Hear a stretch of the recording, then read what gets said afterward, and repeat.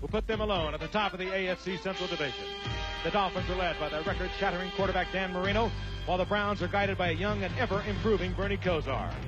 And in spite of Miami's 4-5 record, Marino is tied for the league lead in touchdowns and is ranked as the #1 NFL quarterback of all time. His two wide receivers, Mark Clayton and Mark Duper, are swift, they're acrobatic, and a threat to score from any spot on the field. The coach Don Shula's problems lie principally with his defense. The Dolphins rank near the NFL bottom against the run and have time and time again given up the key reception with the game on the line. Tonight, the Browns will test that defense with 22-year-old Bernie Kosar. Kosar is in his second full season with the Browns, and aided by Ozzie Newsome, Cleveland's all-time leading receiver, the Browns have developed an improving passing attack that could help them take the lead in their division tonight. Kosar, the All-American from Miami, is a native of Ohio, and he has helped to pack Cleveland Stadium tonight with 80,000 fans. The Cleveland Browns and the Miami Dolphins on ABC's NFL Monday Night Football.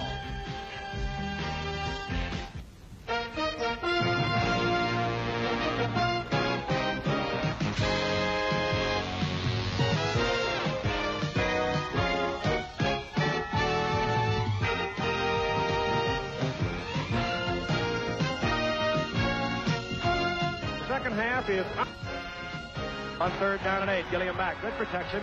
Oh, and it's picked off. Anderson. Dick Anderson. Dick Anderson, touchdown. And did he read that beautifully? Short yardage set by the Cleveland Browns. Sight on 3rd and 1. Looking for Greg Pruitt, and he was picked up by the Cowboys. He's going deep to Newsome. Ozzie Newsome.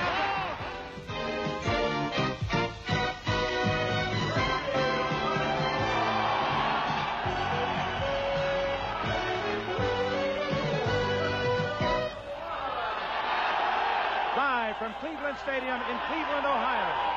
On a very chilly evening, a sellout crowd of 80,000 is expected for the Miami Dolphins and the Cleveland Browns. Our ABC Sports exclusive is brought to you by Buick and your Buick dealers, where better really matters, and by Miller High Life. Miller made the American way since 1855. And by the U.S. Marines, who today, on their 211th birthday, still say, we're looking for a few good men. And by After Plus from Gillette, the essence of shaving. Hello again, everyone. I'm Frank Gifford, and indeed, welcome to Cleveland. Not only a chilly night, it could become a very cold night, and it could get sloppy later on. We hope we can bring you a top-flight football game tonight. Much is on the line for both the Cleveland Browns and the Miami Dolphins. Cleveland with an opportunity to go one up on Cincinnati in their AFC Central Division, and for Miami, any aspirations they might have to get to the playoffs this year could disappear with a loss tonight. The Dolphins, of course, still have a high-powered offense. We know that because they ran off 45 points against the Jets, but they lost 51-45. This is the man who pulls it all together for them. He is the all-time NFL leading quarterback in the history of the game. Where the Dolphins and Don Shula are really trouble has been on their defense. Their defense has struggled. They're number 27 going into this 10th game of the season, but they have been able to come up with a fine rookie find in John Offerdahl. We'll see a lot of him tonight. We'll be talking to him a lot. But they need to improve defensively. They have over the past couple of games. They got off to a 1-4 start, but they have won 3 of their last 4 games. And Don Shula is talking very cautiously and saying that we have indeed improved. But we will get the thorough test tonight. And when we think about a thorough test, we think about a Cleveland Browns team that is really coming on, and a Cleveland Browns team that could be inspired, Al Michaels, because if they get by tonight, they'll be 1 game up, and that schedule for them looks pretty good down the line. And they've been hot, and they have won 5 out of 6. And as you mentioned, Frank, they do have an easier schedule, certainly far easier than the Cincinnati Bengals the rest of the season. The Browns are an interesting team inasmuch as they are 6-3, and yet they have been outgained in 8 of the 9 games thus far. So how have they done it? Last year they had 2,000-yard rushers. This year, Biner is hurt. Mack is on the mend, and he is subpar, and they've been using Curtis Dickey a lot, and their ground game in all has been below average. Then there's Bernie Kosar. He's not having a spectacular season. He's improving. He is still very young, still shy of his 23rd birthday, but he's been functional, and he's helped lead Cleveland to 6 victories in 9 games. But what's really made the difference for the Browns has been the special teams unit. They have run a punt back for a touchdown this season. They've run a kickoff back, and they have blocked 2 punts and turned those into touchdowns, and that has made the difference. They've been winning, and they've been winning the close ones. They've won 4 of their 6 games by 3 points. And so Marty Schottenheimer and the Cleveland Browns with a chance to move on top, all alone in the AFC Central. A game in front of Cincinnati, as the Bengals, as you know, were upset yesterday by Houston. So there is Schottenheimer and the special teams as they get ready to come out onto the field, and they'll be kicking off to the Miami Dolphins. You had a quick look at Bill Cowher. He is a special teams coach, and he is an excitable one. As we look at Don Shula, now in his 24th year as a head coach, 17 with Miami. What a marvelous record he has put together. In 13 of the past 16 years, Don Shula's team has either won the division outright or they've tied for it. This year, they are indeed struggling. Sellout crowd at Cleveland Stadium. It is a very chilly night. The temperature is near freezing, low 30s, but it's been cleared. It was a clear day, clouded up near sunset, and they say the possibility of snow showers exists in about 3 hours. Craig Ellis and Ron Davenport are back to receive, and what's interesting is that Cleveland winning the toss of the coin, but not electing to receive. They'll kick off as Barr puts it in the air, and it's fielded at the 14 and dropped there by Davenport, and he then brings it out to the 25-yard line. And thus Dan Marino to lead the Miami offense. Marino coming off a game in which he threw for 4 touchdowns last week against Houston in a 28-7 victory. And the men with him, Lorenzo Hampton in his second year has taken over for Tony Nathan. And then there's Woody Bennett, that we'll see a lot of Davenport. The great wideouts, Duper and Clayton, and Hardy is the tight end. And the line anchored by the man in the middle, the Pro Bowler Dwight Stevenson, 57. First down Miami from the 26, and Marino goes to the air, and wide open at the 41 is Bruce Hardy. So the tight end goes right down the middle, and Chris Rockins, the free safety 37, who is taking the spot occupied by the late Don Rogers, makes the tackle. Camp, Golick, and Hairston when they have a 3-man line with Banks, Johnson, Griggs, and Matthews, the 4 backers, and the 2 great corners, Minifield and Dixon, with Ellis and Rockins. Great matchups tonight. The 2 cornerbacks, Minifield, Dixon against Duper and Clayton. They'll be at it all night. And Davenport and Bennett are the 2 backs, so they have the 2 big backs in, and it's Davenport who takes it for a gain of 5 to the 46-yard line. So a little different twist here from Shula at the outset with the 2 big backs. This is Duper working against Hanford Dixon, and this is an aggressive football team, particularly at the corners. Dixon and Miniford. Look at Dixon play off Duper, read the run, move back up to make the stop. And we saw early Marino going right to Bruce Hardy as tight end. We'll see him continue to do that as long as they're going to give us double coverage or any kind of technical coverage, that is with the middleman coming over to help out on the outside. We'll see him going to the tight end, also to Hampton or Tony Nathan out of the backfield. On 2nd down and 6, Marino stepping up, throwing on the run, and incomplete. It would have been a first down intended for Mark Clayton. What we don't have tonight are 2 running quarterbacks, I can assure you of that. Marino doesn't like to scamper out of that pocket. Shula doesn't like to see him come out of it, and we'll see little or none of that from Bernie Kosar. 3rd down and 6 now. And the Browns with 6 defensive backs. We played a minute 35. And for the Dolphins, James Pruitt in the game, and he is wide to the right. And that's Nat Moore, who lines up in the backfield at what would be left half.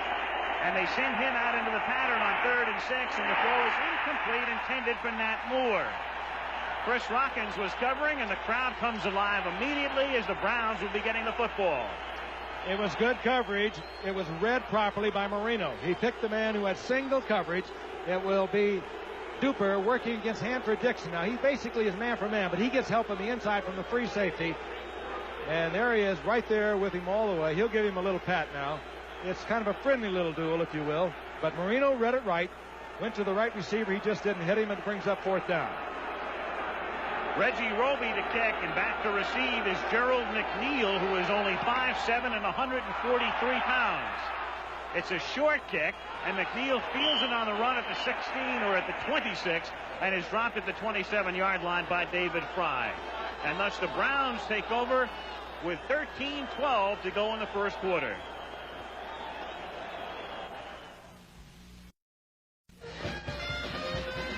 Bernie Kosar, who has been the #1 quarterback this season all the way. Mike Fago has yet to throw a pass, and he's #2, and Gary Danielson is hurt. And he has Curtis Dickey and Kevin Mack in the backfield with him. Reggie Langhorne and the rookie Webster Slaughter and the great tight end Ozzie Newsome. And then the men up front, where they're missing Ricky Bolden, the left tackle who's out with a broken arm. Dickey lines up in the slot to the left.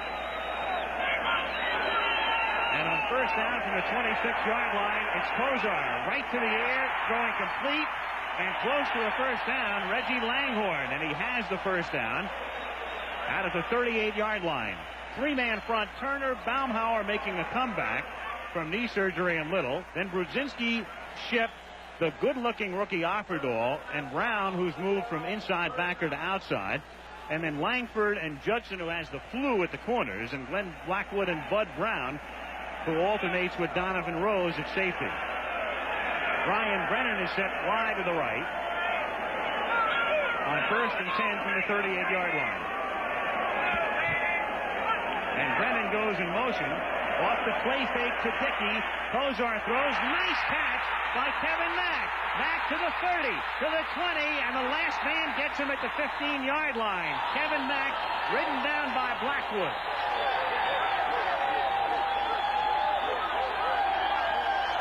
Kosar brings 80,000 fans to the feet. You'll see it from the reverse angle. Kosar gets good protection. Releases it right in between the zones. Splits two men. Does Kevin Mack, and Mack playing with a very sore shoulder. He's missed 4 games this season. Takes it all the way down to the 17-yard line. He beats Brudzinski, and Blackwood saves the touchdown. First and 10 Cleveland at the Miami 17. Kosar. Catch made at the 10 by Webster Slaughter. And Webster Slaughter hit by Mark Brown. And it's Brown who comes up with it.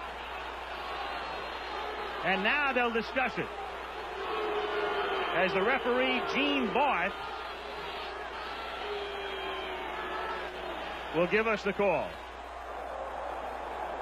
According to the new fumble rule, if the offensive team fumbles the ball out of bounds through the end zone, the ball belongs to the defensive team. First down where they fumble the ball. New rule in effect in 1986 for the first time, as defined here and explained by Barth. Look at it again. The Browns come out firing. They haven't run the football yet against the team ranked 27. Here he is to Slaughter. And Slaughter tries to get away. The ball banged out of there by Mark Brown. Knew exactly what he was doing. And Miami gets a big break. Surprisingly to me now, Cleveland came out, has not run the football yet. 4 straight passing plays, all of them successful. Under the old ruling, it would have been a touchback. It would have come out to the 20-yard line instead from the 4. Marino gives the ball to Hampton, and he won't give them any extra breathing room as he is stopped at the 2.5 by Chip Banks, number 56. Chip Banks missed all of training camp, but he is back to where he was playing a year ago, Pro Bowl style linebacking. Great linebackers here for the Cleveland Browns. Eddie Johnson's really come on in the middle. Clay Matthews playing a little bit hurt on the other outside of the Browns 3-4, basic 3-4 defense, although they've been using a lot of 4-3. They have good linebackers.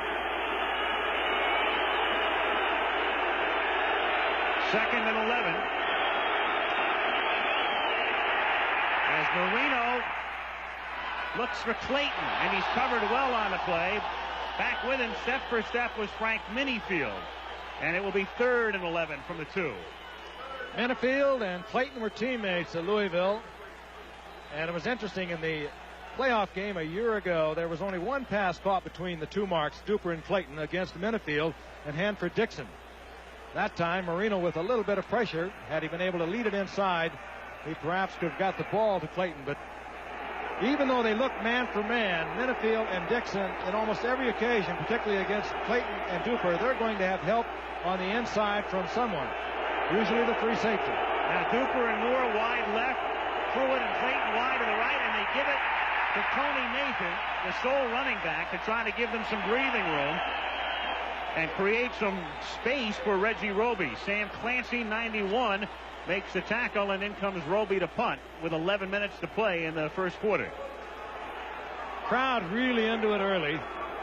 They know the Browns have a chance to take over first place in their division. Reggie Roby can boom it out of there as Gerald McNeil drops for Cleveland. He can frighten you, Al. He can move that football. They call him the Ice Cube. He was so named by the punter, Jeff Gossett, in training camp when he saw how slithery a stray ice cube was on the table. It reminded him of McNeil, and McNeil has reminded a few opposing special teams of a slithery returner, but not here on a booming punt that's fair caught after a 49-yard kick by Roby.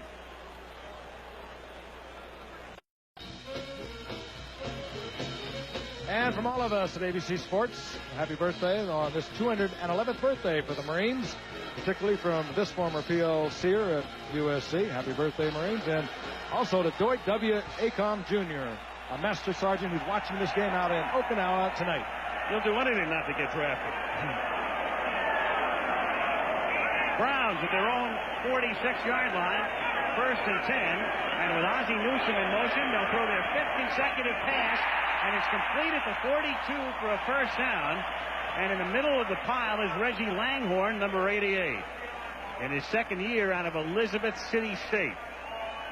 And a fine catch as Langhorne comes down to it, drives it upfield, turns to the inside, forces the defensive back.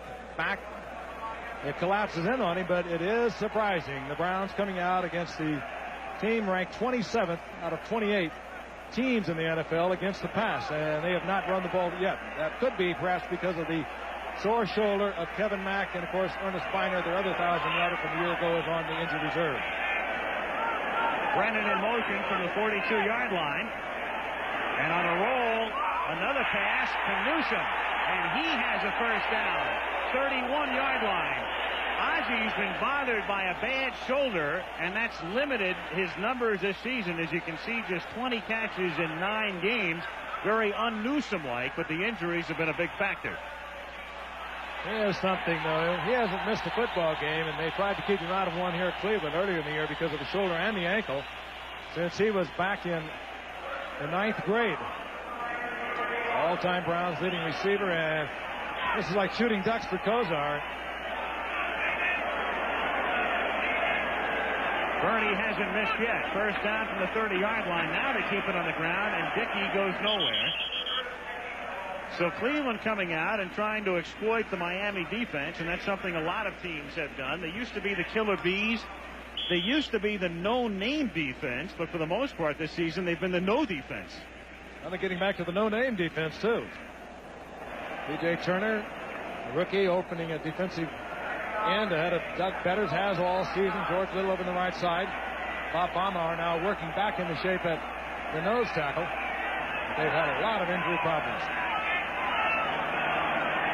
Mack and Dickey, the running backs, and on 2nd and 8, Kozar flips it out, and it's complete to Kevin Mack, and he takes it to the 15-yard line. And the Browns moving again as easily as they did on that first drive, which ended on Slaughter's fumble through the end zone. 14-yard pickup here. Browns at the Miami 15.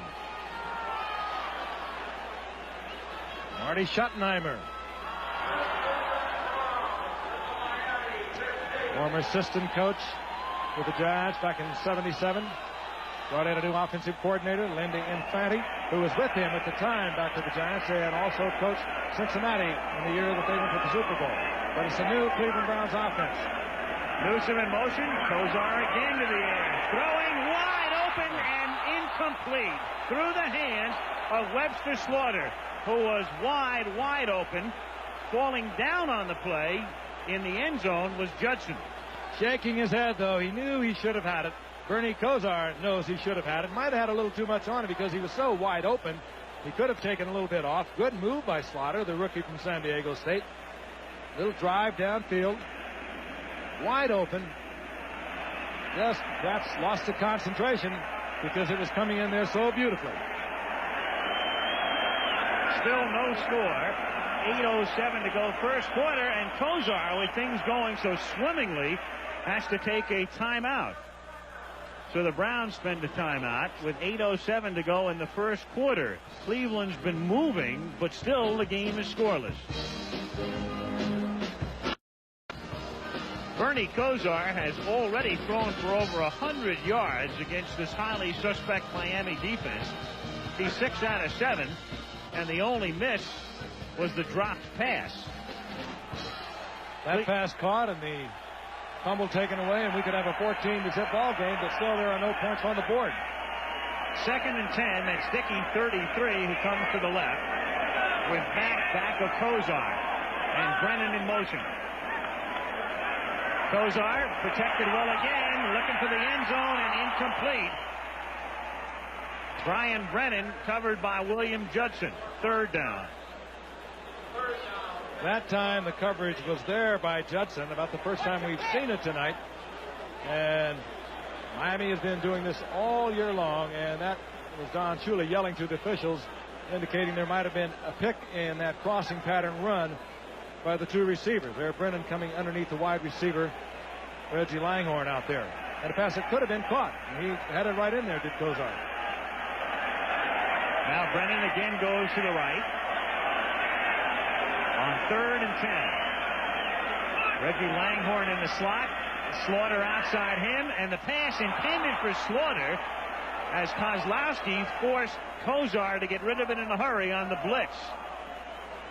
Kosar saw it very quickly. He had to get rid of it. His receiver didn't see it, however, so he dumped it off to avoid the sack, and that'll bring up 4th down. We'll see the field goal unit. That time Miami sifting somewhat, perhaps getting a little bit organized, but this has been their problem, their defense all year long. They've improved over the past 3 games, but the games that they won were against Buffalo, Indianapolis, and Houston. That's not much. Matt Barr, 32-yard field goal attempt. And the kick is good. So at least they come up with 3. We played less than half the first quarter. 7:53 to go in the period. The Browns have already run up over 100 yards in total offense, and yet have settled for only 3. 3-0 Cleveland. When Miami has held its opponents this season to 14 or fewer points, they are 4-0. When they've given up 30 or more points, they're 0-5. And that's what we'll have next Monday, and you all know about Joe Montana. The remarkable comeback, the scintillating performance yesterday against St. Louis. He and the 49ers against the Washington Redskins in the nation's capital next Monday at 9 Eastern time. And we're all starting to get very familiar with a young quarterback named Jay Schrader of the Washington Redskins. He has been spectacular over the past few weeks. And we will be there. And for Washington, they're tied for first place with the Giants in the NFC East. 49ers a half game back of the Rams in the NFC West.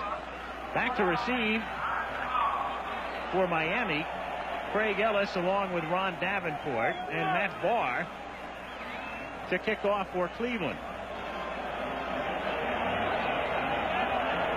3-0 Browns. 7:53 to play in the period. Davenport from the 13 to the 30 and to the 34-yard line. And it's 1st and 10. Miami at that spot. Davenport, good week last week. Lorenzo Hampton's knee was bothering him. So Davenport saw more action than he has all season and wound up rushing for 74 yards. Don Shula using Lorenzo Hampton much as he has used Tony Nathan over the years. Out of the backfield, Hampton, a good receiver.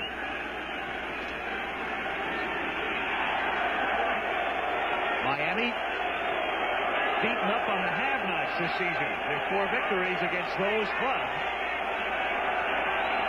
1st down at the 34. Davenport Picks up about 4 yards. Clay Matthews, the outside backer, and the defensive end, Carl Hairston. Hairston 78 and Matthews 57 make the stop. Where Don Shula feels that they can hit on the pass against the Browns, even with the fine cornerbacks, Minifield, and Dixon, is if they can fly Clayton and Duper down into the seam, sort of a slight post pattern, beat the inside coverage that they usually get from the free safety. That's where he would like to get the big plays from the passing game. 2nd and 5 and a double tight end setup, and Marino steps up in the pocket and fires over the middle to the 50 to Dan Johnson, the tight end, and he takes it for a first down. Stopped by Chip Banks. Johnson back in the lineup after missing last week's game, and a penalty marker is down. Holding 56 defense. Penalty refused. First down. Chip Banks, academic. They take the play. First down. Dead on the 50. Marino really zipped that in there. He was under tremendous pressure. The Browns coming with the blitz, and it kind of reminds us of what Don was saying to Al and myself earlier today. He can do things other quarterbacks can't. He has that ball up there, and he just zips it. It has gone so quickly. He reads it so well. He's just a remarkable young quarterback. 1st and 10 as Marino retreats. Again, good protection and throws. And it's a 7-yard gain for Ron Davenport to the 43. And again, it's Clay Matthews making the stop. Some people think Marino's not having a terrific season. And yet Dan has thrown for 21 touchdowns. He's on a pace. If he keeps this pace up, he'll wind up with 37 touchdown passes. And that would be the 2nd most in NFL history. 2nd only to himself. He broke the old record of 35 back in '84. He's up there with 48 for the season. Just amazing. 2nd and 3 from the 43. Hampton gets 1 to the 41-yard line. Funny thing about the Dolphins, Frank, they knew it in preseason. They had 2 areas they were concerned about. The running game, number 1. They were hopeful that Hampton would develop, and he's improving. And the other concern was the defense, and that's turned out to be the big concern. So there really have been very few surprises for Miami this year. None whatsoever, and they were not helped, of course, with the multiple injuries that they had. Losing Hugh Green really hurt them at linebacker. No question about that. But they have had trouble running the ball all year long. They've had incredible trouble stopping the run. And here they are in a 3rd and a little more than a yard situation. They've had a lot of trouble with this situation all year long. And the Browns send in Clancy and Fazuli to stop the run, and they do. Lorenzo Hampton stopped for a loss, and it's Dave Fazuli, 72, who comes in situations like that. He is a great friend of Marino's and a teammate of Dan at the University of Pittsburgh. Not much friendship involved there, as the short yardage defense of Cleveland just beat the offensive line of the Miami Dolphins completely off the ball. Now McNeil retreats to the 10, and Roby, who got off a 49-yard kick from the end zone. Again, he's 2nd in the league in gross punting, but 12th in net punting. Substantial difference. High kick, and McNeil calls for and makes the fair catch at the 11-yard line. So the Browns are backed up deep in their own territory after a 33-yard Roby effort. 3-0 Cleveland. 4:36 to go in the period. Cleveland Stadium. Al Michaels, Frank Gifford. Dry night. Very cool night. Temperature in the low 30s, but not too breezy. And that makes a big difference in a ballpark by a lake. There was a penalty on the punt before we went away. Illegal motion against Miami, and Cleveland refused it. They just want the ball back, even though it is at their 11-yard line. The way they've been moving, it barely matters where they take over. 2 good drives, but only 3 points thus far from the 11. Kozar to throw. Newsom to the 35-yard line. Bud Brown got beaten. First down, Cleveland. This is what the Browns have been waiting to happen, and that is Ozzie Newsome to get well. He was injured the first week. He had an ankle injury, then he had a shoulder injury. He comes off the line of scrimmage, and no one does it better, and no one's been doing it better for a lot of years, particularly at the tight end position. Newsom comes down with it. Gets the Browns away from their 10-yard line. First down out to the 36-yard line. Dickey and Mack, the running backs. Brennan in motion from the 36. Dickey looking for room, slithering to the outside, turns it into a good gain to the 40, to the 30, and finally run down at the 17-yard line. Good move. The way Dickey, in a way, used to run. He had so many good years, one great year with the Colts. Then all of a sudden faded, waved, picked up here, picked his spot, and off he went. If this were a fight, they might stop it. The Browns can do just about whatever they want to do. He looks in, he pecks and looks. He's not a slashing type runner. He takes a good look, and then he still has a lot of speed, and he turns it on down the sidelines, takes it down inside the 25-yard line. And Dickey, who came on waivers from the Colts a year ago, had a 100-yard game a week ago. So Dickey has really given the Browns running attack quite a shot of the arm, particularly since they have lost Biner. Longest rushing play of the season for Cleveland. Fake reverse, Kosar throws, and a short gain as Kevin Mack holds on at the 15-yard line. Cleveland just able to do just whatever they want to do, either on the ground or in the air. Kosar having a big night. Still, they've only managed 3 points on the scoreboard, but we could be looking at 17 had not a couple of things happened. A fumbled football, a drop pass in the end zone. They have totally dominated. In the playoff game last season, Kosar ended the day with 66 yards passing against Miami. Tonight, he's almost doubled that total already, 131 yards. Totally different offense under Lindy Infante, the new offensive coordinator. 2nd and 7. Newsom in motion. Kosar protected well again. Throws complete to Dickey, and Dickey is run out of bounds at about the 2. And the Browns just moving at will. 3-4 plays. They move from the 10-yard line down to inside Miami's 5-yard line for a first down and goal to go. Moved it on the ground. They moved it in the air. Ran into some paint or some other substance as he was knocked out of bounds. So it's interesting to go back and recall Cleveland came out against a team that is rated 27th against the rush. They came out, threw the ball 6 consecutive times. Now they are pecking, and doing just about whatever they want to do. The Browns nearing 200 yards here in the first quarter. First and goal.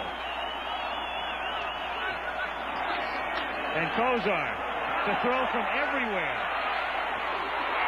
Incomplete. Harry Holt, the tight end, and he was covered on the play by the rookie Offerdahl. 2nd down. Holt is the other tight end. Newsom coming back, blocking inside. Kosar getting in a little bit of trouble. And he's not pretty when he moves around back there. Looks a little bit like a big crane, but he is very effective. He can throw the ball off balance a lot more effectively than he looks like he can. That's a pass that could have been caught by Holt, the former Canadian Football League player. Kosar has yet to throw a bad pass. 2nd and goal. Newsom in motion. And Mack diving, but too early. That was a long dive. Yeah. He hit slam there. It sure was. Style points? Well, not many. I mean, that works from the 1. It doesn't work from the 2.5 real well. 3rd and goal. Kevin Mack has really taken up the slack, though, since the loss of Ernest Biner with a bad ankle. He's lost for the season. Let's take a look at Mack. He tried to take off from the 5, and there perhaps there's only one man who could do that, and I would say Marcus Allen. He would come close from the 5. Kevin Mack, he comes down at the 2. Carl Lewis would have a shot, too. 3rd and goal.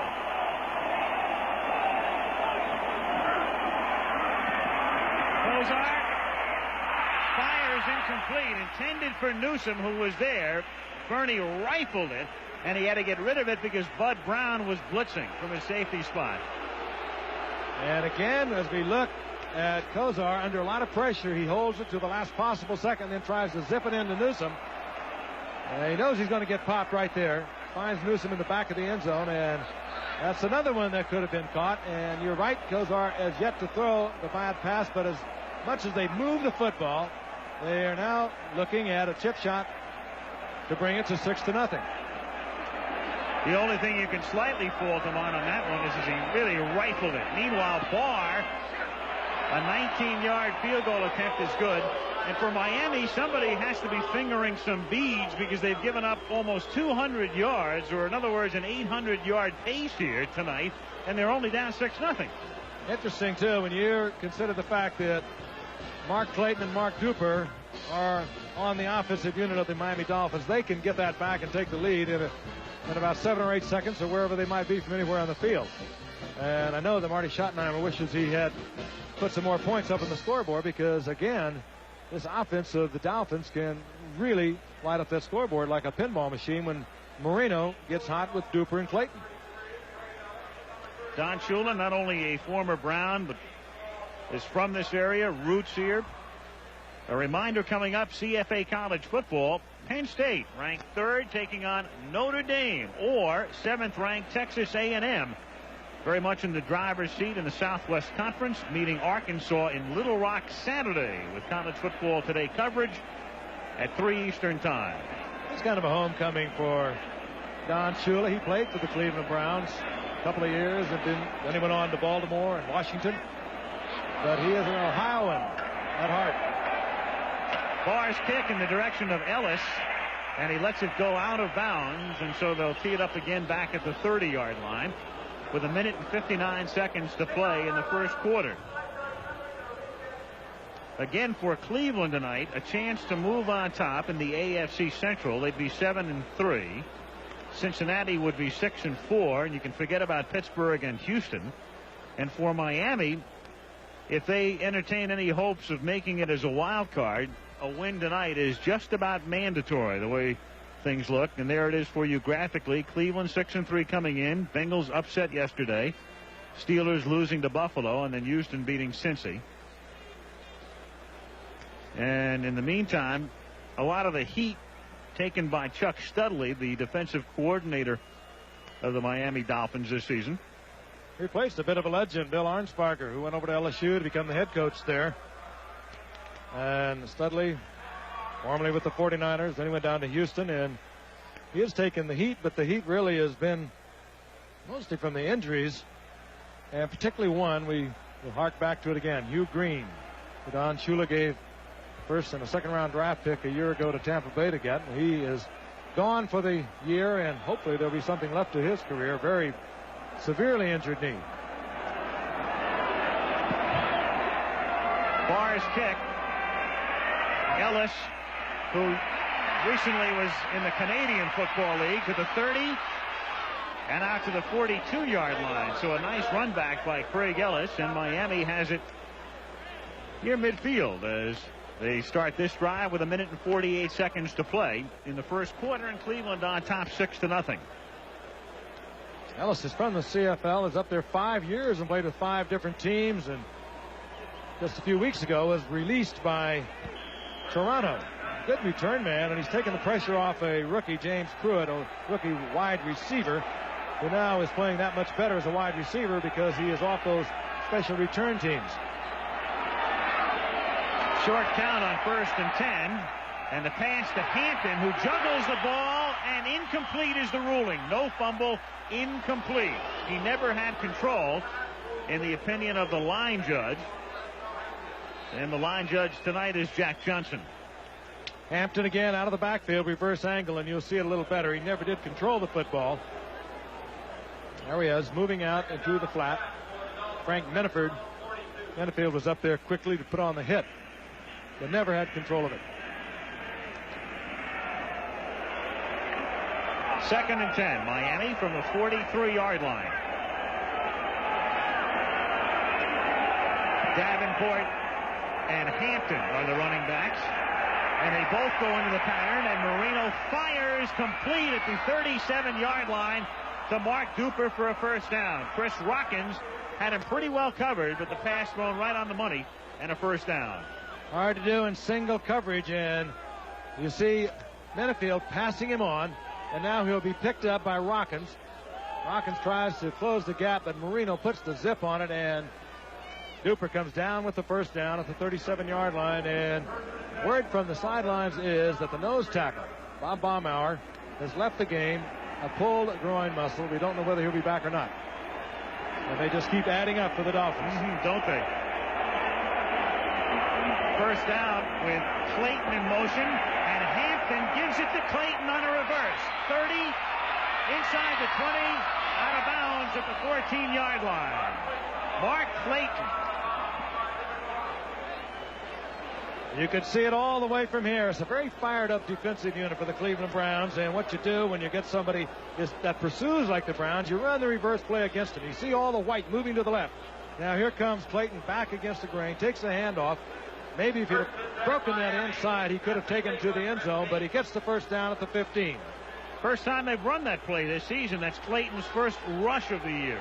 Good against the Browns because they are hard pursuing defense. They chase everything. First down from the 15. 48 something if they can get it in. Sure. And Marino throws too high, intended for Bruce Hardy, and he was covered by Ray Ellis, the safety. Second down. Cleveland up and down the field throughout the entire first quarter, and now all of a sudden Miami, with still a great offensive team, with Marino and Duper and Clayton, they're down there threatening. Second and 10, Miami at the 15-yard line. The Browns dominating statistically anyway the first quarter, leading 6-0, but it's a very tenuous lead at the moment. 43 seconds to play in the period. Second and 10. Davenport. He gets to the 9-yard line, and it will be third down 4. You have to call it every now and then, and Don Shula changed it off. Instead of going with the pass, comes with the draw. That keeps the defense at least partially honest against Miami. They know Miami features the run, the pass, not the run. But every now and then you come with the draw. Such a big play in their offense just to keep the defense honest. You'll see pass now. Cooper left, Clayton right. As they bring in the 4 wide receivers. That means also in there is Pruitt and the veteran Matt Moore. Third and 4 just before the gun. Lofted to the end zone. Incomplete. Flag is down. Duper, the intended receiver, and a marker thrown in the end zone on what will be the final play of the period. It was Dixon and Duper. Contact, number 29 defense. Against Duper. Automatic first down. That's Dixon. That's an automatic first down, and that will mean when the second period commences, it will be first and goal for Miami from about the 4. What do you do down there with Marino throwing it? Even though Dixon was able to get the hand on there, slow him up a little bit. Had he not, have chosen to do so. Had he not, Duper would have come down with it. Time runs out of the quarter, but here it is again. And Dixon, when you're down in there in your own territory, 5, 10, 12-yard line, you've got to play up so tight. You can hardly not make that illegal contact if you're playing against somebody like a Duper or Clayton.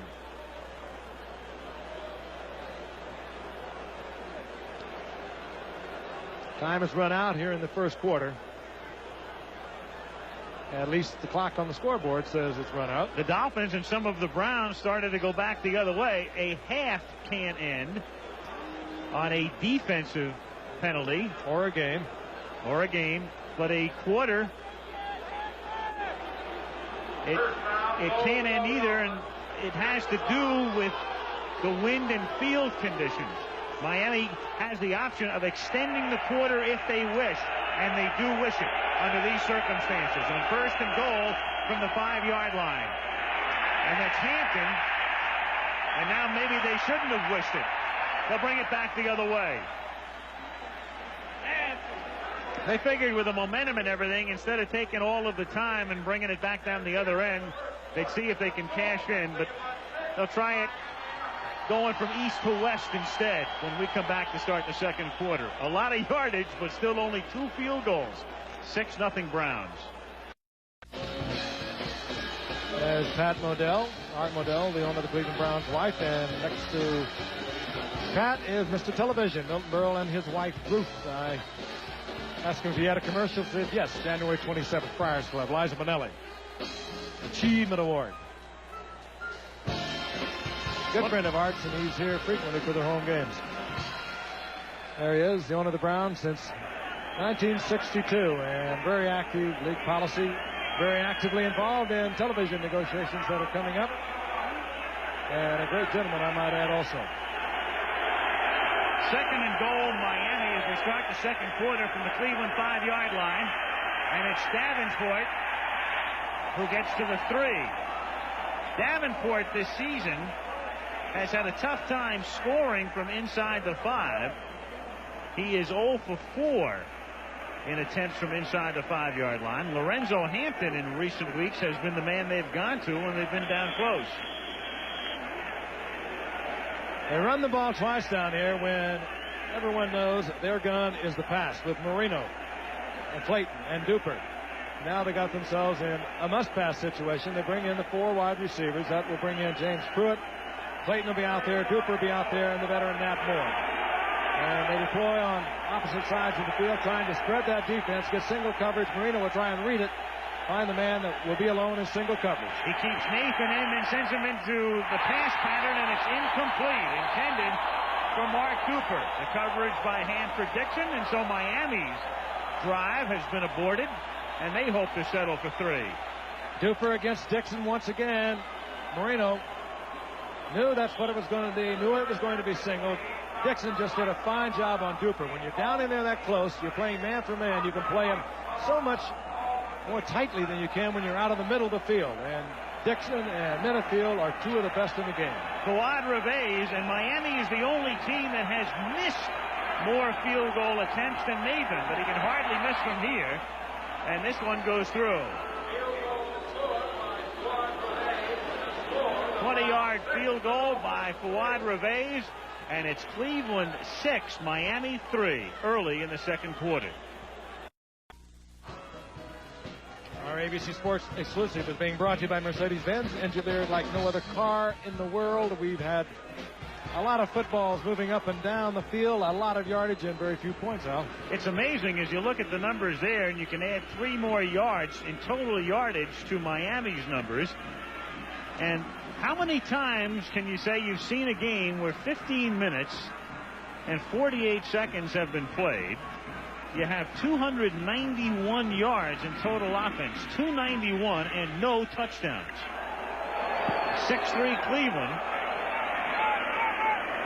As the kickoff comes down, and after some confusion, it's taken at the 13-yard line. And Fontenot brings it back out to the 23. Talked about the few points we have an injured. And a flag. Cleveland Brown, a flag is down, but how about those 2 games yesterday? Denver getting knocked off by San Diego. Rams getting knocked off by New Orleans. No touchdowns. Illegal block in the back. Number 81 on the run back. 10-yard penalty and a first down. Harry Holt. Meanwhile, a couple of the Browns drops that have cost them dearly thus far. Slaughter, who was shaken up too, and that would have been a touchdown. Here's one you wouldn't count on. Ozzie Newsome, back of the end zone. Sure-handed Ozzie. Now Cleveland from its own 13, and they've been moving through the Miami defense like it was a sieve. Clarence Weathers is in the game, and that's he who takes the pass at the 17, and he's run out of bounds outside the 20. Second catch of the season for the sparingly used Weathers, who was a big play man last year. You know, Al, if we watch Bernie Kosar, you can almost watch the development. We covered their game back in August against Miami. We were here for the first week of the season against Cincinnati. And you watch him tonight, he just seems to ooze more confidence. And you know that if he stays healthy, he's a bright young man with a great arm. He's going to become a great one. 2nd and 1. Kevin Mack, who gained over 1,000 yards last season, has a first down. He takes it to the 25. Meanwhile, Webster Slaughter was shaken up a bit, and that's the reason Weathers is in there. But Slaughter is up and at him and appears to be ready to come back in the game when needed. Kevin Mack. He and Ernest Biner, you'll recall, each gained over 1,000 yards last year. But Mack's been bothered with a shoulder this year, has missed a lot of action. Biner is now on injured reserve, and they've been using more and more of Dickey.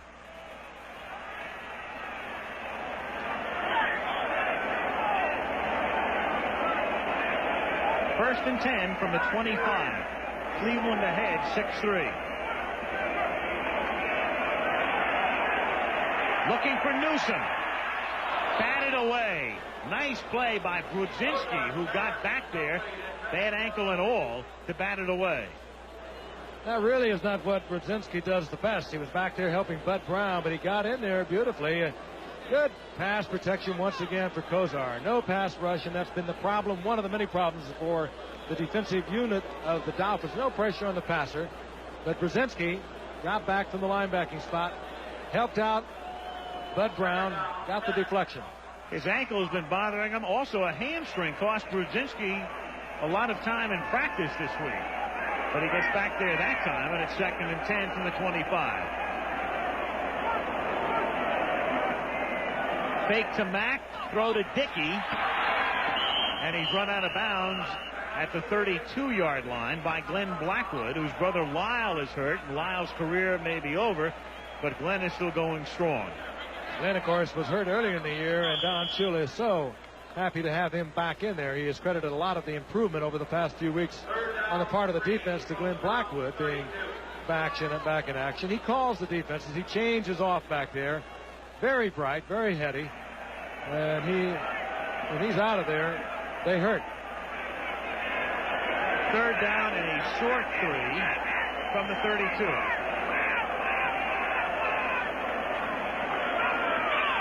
Kozar, 3-man rush, applies no pressure, and Fontenot makes the catch at the 35 of the Dolphins. So the Dolphins dropped 8, rushed 3. Kozar had all the time in the world, and Offerdahl makes the stop after a 33-yard gain. Yeah, the gain of the offensive line. What a masterful job they did for Kozar. He just stood back there, picked one out. Fontenot, who came with a big catch a week ago against Indianapolis, gets another one.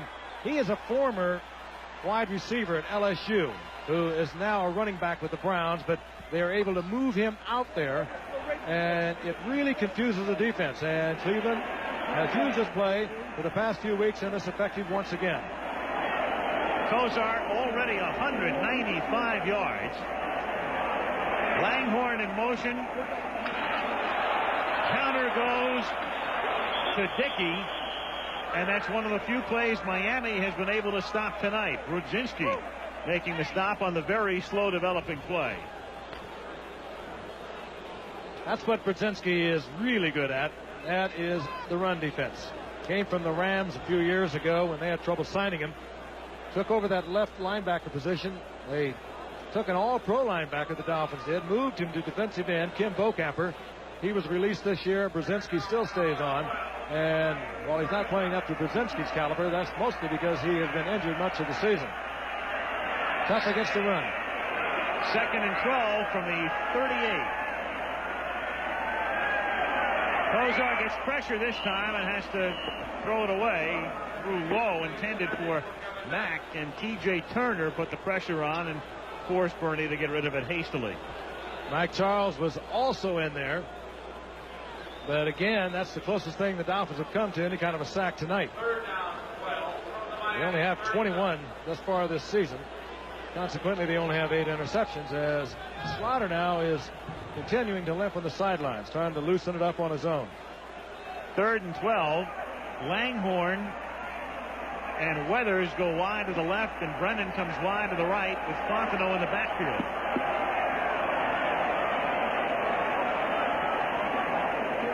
Fontenot stays in the block, and Kozar sets up and looks over the middle to the 25 to Newsome. And Ozzie holds on and has the first down. And that's why he's all pro, and that's why he is what he is. Ozzie Newsome not only makes the catch, knew exactly where he had to be for the first. Exactly. Great shot, great camera shot. Blackwood trying to get back into it, but timed out beautifully, and again, perfect protection for Bernie Kosar. No pressure. Newsome took it down about 13. He needed about 2 yards less than that. Was able to come back to Kosar and gets the first down. Browns at the Dolphin 25. Mack the fullback. Dickey the tailback. They've been here before, and they've been unable to get it in. Dickey. A couple. Mark Brown met him, along with Jackie Shipp, the two linebackers.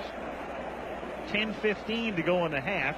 Browns on top 6-3. That's the old adage. We'll stretch, but we'll never break.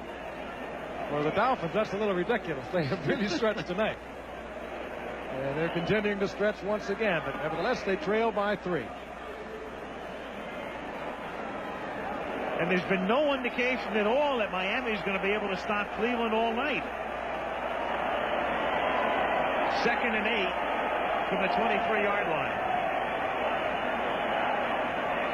Kosar to Dickey, fighting to the 16, short of the first down by a yard or so. Stopped by Blackwood. 3rd and 1 or 2 coming up. That's what the Browns can do with not only Dickey, but Fontenot. They can take the running back, put him out as a wide receiver, and they have been very effective with it. Big test for the Dolphin defense now. 3rd and a little more than a yard to go. Would not be at all surprised with the confidence they have in their offense. They might even go with some kind of play fake action and try to get it into the end zone. But they are letting, thus far, Miami stay in this game. And Pazzulli is the fullback. The mini refrigerator Pazzulli, and on an end around, it's Holt. First down, and Holt is in for the touchdown. Fine call. They stayed in that huddle a long time, talking something over.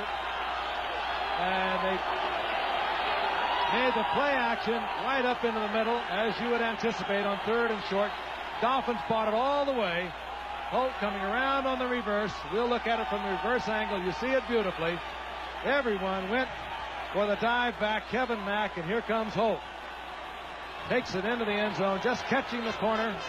And the Browns do it on 3rd and short, what they've been unable to do thus far. And the Browns castigated by a local columnist today for a very dull offense. Put the nose tackle in as a fullback and run an end around, a tight end around on 3rd and 1 for the touchdown. Barr's extra point is not a thing of beauty, but it's functional. You can do that kind of a play, particularly when you have confidence that you can move the football just about at will. It's one of the advantages of being able to dominate offensively, even though you did not get the points on the scoreboard. You can do something like this because you can come back with a 4th and short and go for the first down. Here's Harry Holt once again. The Dolphins bought it all the way. An excellent call. Cleveland extending their lead. Harry Holt, and we call him the other tight end, and you have to refer to any other tight end beside Newsome as the other tight end. He has not caught a pass this season. That's the first time he's carried the ball this year. And he goes for the touchdown. Kick goes to the 5-yard line, taken there by Davenport. And he fumbles the ball at the 15-yard line on a big scramble. And Miami has it. That could have opened the gates, but Miami gets it back. And if you're thinking about moving away, we'll remind you it was 21-3 late in the 3rd quarter in the playoff game as we look at it from the reverse angle. And the Dolphins came back, of course, to win that one. Stripped out of there. Travis Tucker was the man who forced the fumble. And then the day is saved by number 51, and that's Mark Brown, the linebacker. So here comes Marino and company, 18-yard line. Cleveland ahead 13-3 to the air. Down the sideline, Clayton. Incomplete. Clayton and Minifield, 2nd down. Former Louisville teammates. And how many times have you seen Clayton come down with that kind of a ball? He's a scrambler, he's a fighter, but he's running up against another one tonight in Minifield, who they love man-for-man coverage. Minifield his counterpart on the other side, Dixon. They just love it. There they go. And Minifield with the hand in the air, very strong, rips it out. And Clayton more than likely and usually would come down with that football. He's done it so frequently in his 4 years. 2nd and 10. Miami from the 18-yard line. Hampton stopped immediately, and that's Pazzulli, who's been playing very well in recent weeks. He's really done a job in the middle for Cleveland. And he's done it in particular with his pass rush. He has 6 sacks in the last 4 weeks, and here he stops the run. He stuffs Hampton. Dolphins trying to run the football. They are 26th coming into tonight running the football out of 28 teams in the NFL. And they have tried to do it on some particularly unusual situations as the Browns once again use that 4-down line that employs Pazzulli as a defensive tackle, where he has been outstanding. And with 4 wideouts going into the pattern on 3rd and 11, it's caught by Clayton. A nice catch, and he picks up the first down out of bounds at the 32-yard line. Mark Clayton, he and Duper running neck and neck for the team receiving lead. Mark with 35 coming in, and that's number 36 on the season now for him. Every time you think you have the Dolphins hurt, you stop them a couple of times, and then the gun goes back there. Marino fires one that Clayton or Duper takes away from a defender. They get the first down. I don't know how many of you watched the Jets and the Dolphin game earlier in the year, in which the Jets finally prevailed 51-45, but this team will just keep coming back at you. They don't have the defense to hold the score down, but they will run up the points. Marino changing the play at the line of scrimmage. 1st and 10 from the 31. Under pressure. Scrambling and sliding. And stays in bounds as he goes down near the 37-yard line. Marino, and that gives him a moment to spend without using a timeout for another word on the bench. Marino, that's the first time all season that Marino has run for a game. First time all year. I said at the outset, we won't see a lot of running from Marino and Kozar tonight.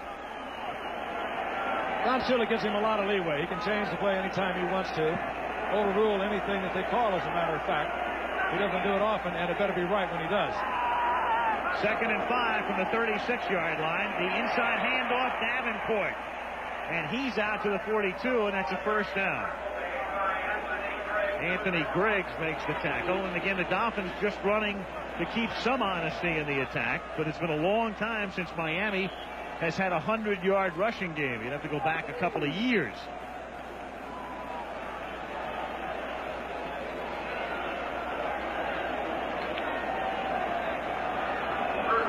First and 10 from the 43. Cleveland staying once again with their 4-down linemen. They've been using this now for several weeks, and very effectively. Marino rolling a la against the Bears last year, and throws complete to the 50-yard line to Clayton, who runs east-west and then north-south to the 40 and out of bounds at the 35-yard line. Mark Clayton. He's covered about 125 yards on that particular play. Let's go back and look at it again. Marino with a little rollout, a little pocket moving with him, giving protection. There's Larry Lee, 66, right out in front of him, along with Stevenson. Comes to Clayton. Now he sprints back across the field. He has great acceleration. Gets away from a diving attempt there by Hanford Dixon. Finally runs out of gas, but gets the first down near the 35-yard line.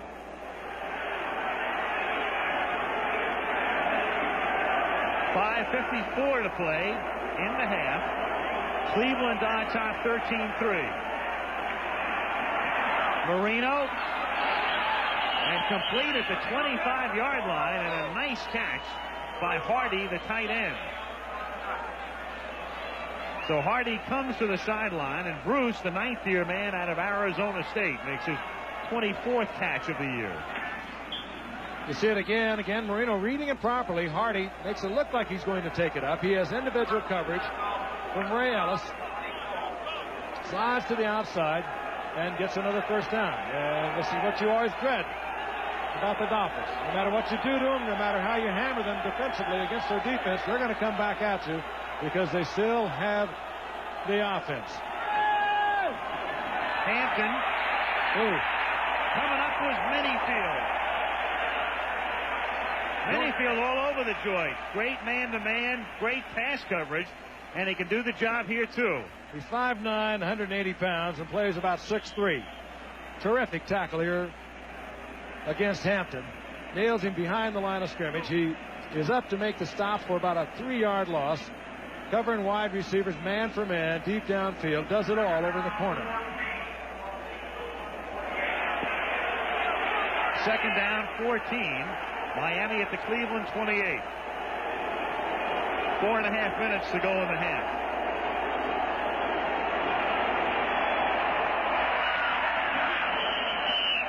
Caught at the 25-yard line by Hampton. Short gain.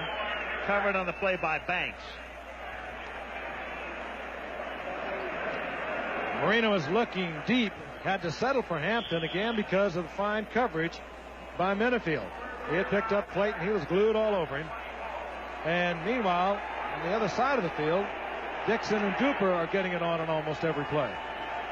Meanwhile, Wright and Harper come in as the extra defensive backs for Cleveland. So they have 6 defensive backs in on third down and 10 from the 25.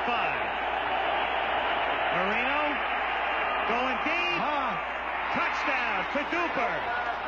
So Cleveland goes to the dime defense, and it isn't worth 10 cents. Touchdown, Miami. Duper just blew right by Minifield. Minifield trying to play him close. He had about a 3-step lead on him. When you do that, Marino will put it in there on a rope. There he is. Just runs right by him. He has that great acceleration, just like Clayton on the other side. And Marino was right there.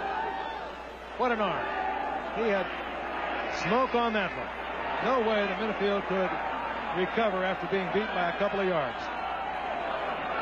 Juan Reveiz kicks it through. And with 3:31 to go in the half, it is Duper, a man who was shut out last year in the playoff game between these two teams when they held Clayton and Duper to 1 catch, that by his opposite number. Again, good blocking for Marino, and Duper with his 6th touchdown catch to get Miami very close.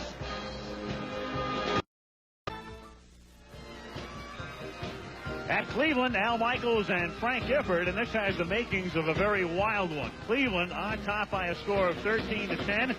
Neither team showing much in terms of stopping the other. And the only amazing aspect is that we've only had 23 points thus far. For Marino, 19 consecutive games now, touchdown pass. Kind of puts into perspective the achievement of one John Unitas, who holds the record at 47. So Danny's not even halfway there. Reveiz kicks off, and it's a short kick, and it's taken up at the 12-yard line by McNeil. And he brings it back to the 27.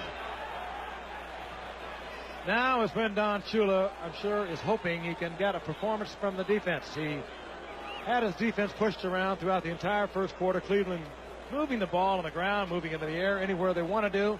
Nevertheless, they couldn't get the points except for a drop pass, and actually 2 drop passes and a fumble.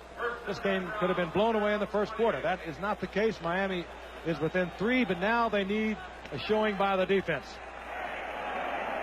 1st and 10, Cleveland from the 27-yard line.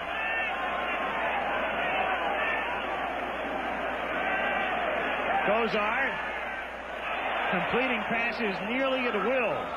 Newsome was well covered, but he drills it in there. And it will be 2nd down 8. The thing about Kosar, you know the story. Bernie would have been a senior at Miami this year, and he would have been there with Testaverde. Kosar is actually a couple of weeks younger than Testaverde. That is amazing. He won't be, 23 until November the 25th. Mm-hmm. Not only the youngest quarterback in the league, but not only the youngest starter, but the youngest quarterback in the league. Brennan in motion on 2nd and 2. Mack, nice move, read it right, exploited the hole, and turns it into a nice little gain out to the 42 and the first down. Mark Brown makes the tackle. Go back to September of '84. Remember that cover in SI's College and Pro Spectacular? The two guys in Miami, and I think John Underwood said something about half kiddingly, who's the best quarterback in the city of Miami? And there they were. I wonder who would be the backup in Miami today had he not chosen to turn professional. From the 42, Cozart, Newsome, first down. Gets to the 45 of the Dolphins. And this is what the Browns have sorely missed. Ozzie Newsome, a healthy Ozzie Newsome, because he is an offense unto himself when he is healthy. The big tight end who came into the night with over 500 career receptions as we get the 2-minute warning. But Ozzie is healthy once again. The shoulder is much better. He moves on the ankle. Newsome is now 5 receptions for 69 yards already. Best in the NFL, 293 yards in a losing effort earlier this year against Cincinnati. Here, first down, Cleveland from the 45. Cozart has to step up and drop it off and hits Mack. And Mack has a first down if they give him progress inside the 35, which they do. And Cleveland, remember, had to use a timeout in the first quarter. Cozart brought him up to the 15-yard line and called timeout, so they have 2 remaining. What a good move by Mack to get that first down. Now the little man is in there. Clarence Weathers, only 5'9", split up to the top of your screen. We're seeing a lot of him now, with Slaughter still limping on the sideline. Brennan in motion on 1st and 10 from the 35-yard line. Cozart gets outside pressure and then throws for Newsome too far. Pressure that time from Brudzinski, and Jackie Schiff provided the coverage on the receiving end. 2nd and 10. What a difference it is, though, when you can pressure the quarterback. That time Cozart just couldn't sit back there and consequently overthrew the ball. Bud Brown with pretty good coverage, but he was behind, and we're looking forward to that one, the nation's capital. Montana back. We're going to show you some of the action from yesterday when he made a return after undergoing back surgery less than 2 months ago. Just remarkable. I talked to him a week ago last Wednesday. He said, well, I don't know when I'm coming back. He's going to make back surgery fashionable. 2nd down and 10 from the 35-yard line. Cozart right over the middle, and that's complete. And inside the 25-yard line is Newsome, his 6th catch of the night, and a first down. And the clock keeps moving, and again they have a pair of timeouts left. And they don't want to spend one here. This is the maturity. Cozart very cool. He's not hustling anything. Very calm. Seconds ticking away, but he's very cool back there. Fontenot makes the catch, tries to get out of bounds, but can't. He is stopped inbounds at the 19-yard line. And now Cleveland spends its 2nd timeout. So 1 remaining, and they will have a 2nd down and 5 at the 19-yard line. Not a good move by Fontenot. He could have taken that out of bounds. He took the risk for a couple of yards to the inside, and Cleveland has to use one of the timeouts to get them down to 1 timeout. Let's go back to yesterday's game. The Raiders and the Cowboys. In the 2nd quarter, the score was tied 3-3. And it was Tony Dorsett who gained over 100 yards, but one of those rare occasions when he gets over 100 and Dallas loses, that put him on top 10-3. But in the 3rd quarter, with Mark Wilson having to come out, a poor performance in the first half, it was Jim Plunkett, and the venerable one came in. Links here with Dokie Williams. That touchdown tied it at 10. Dallas went ahead on a field goal to make it 13-10, but then on 2nd and 15 in the 4th quarter at the Dallas 40, it was Plunkett again, linking up with Dokie Williams again. And despite triple coverage in the end zone, Dokie Williams comes down with the ball. A great catch, and the Raiders, in a critical game, win it by a score of 17-13. The Raiders have now won 6 out of their last 7, very much in the hunt for a wild card. And maybe even more, who knows. 2nd and 5 from the 19-yard line. Cozart, off-balance throw, and that's one of his few poor passes of the night. Again, he experienced a little bit of pressure, and that time he had to step out of it and deliver the ball, as Miami seems to get it sparingly, but they were able to put it on here. And it was Betters, who was one of their better pass rushers a couple of years ago and last year, held out throughout the entire training camp this year and has been playing behind T.J. Turner. But he was the man in there, and Kosar forced him to hurry that pass. One timeout left for Cleveland. 3rd and 5 from the 19.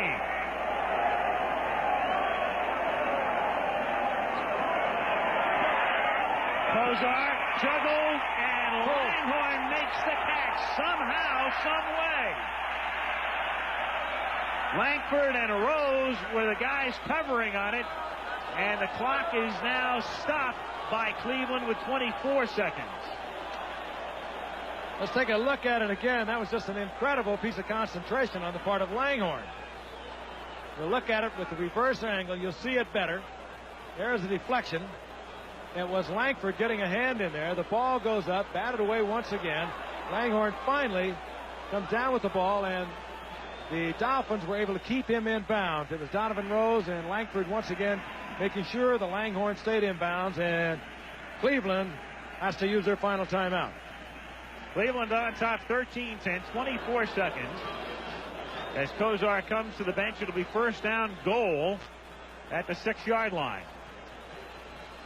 Time, of course, to get a playoff and then also get your field goal unit back out onto the field, even without timeouts. And I'm sure they're thinking pass. They're thinking into the end zone pass in all probability, and they are certainly deeply considering Ozzie Newsome. He is superb down here. He's strong, the big tight end coming off the line of scrimmage. He'll battle back for the football, and they like to use him, and particularly now that he's healthy. First and goal from the 6. Fontenot and Brennan going in the slot with Brennan in motion now. And Kosar has it tipped incomplete. Throwing out in the flat for Fontenot. And the Dolphins able to get a hand on it and make it second down. Could have got themselves in a bit of a hurry situation there had they been able to complete the pass. Fontenot maybe get to the line of scrimmage. Dolphins, of course, slow getting off. They would have plenty of time to get the field goal unit out there, but it would have been, they would have been hurrying to get there. You don't want that. You want to make sure you get something out of this drive. This game is close, and the Dolphins, as the Browns well know, that they can score at any time.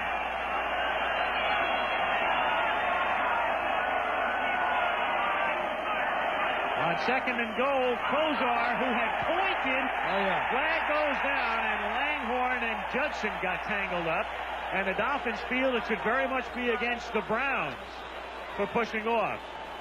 There's Judson.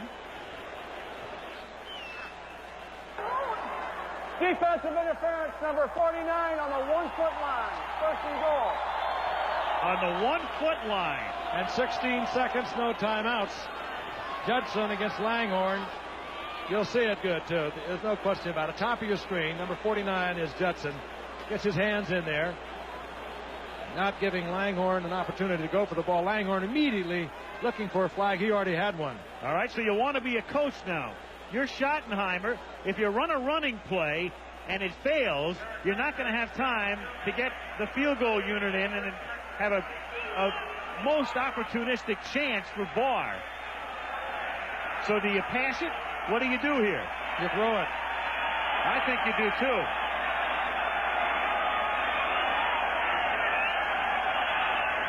Langhorne in motion. Kosar to throw it, and that's incomplete. But it stops the clock with 12 seconds. Brennan covered by Blackwood.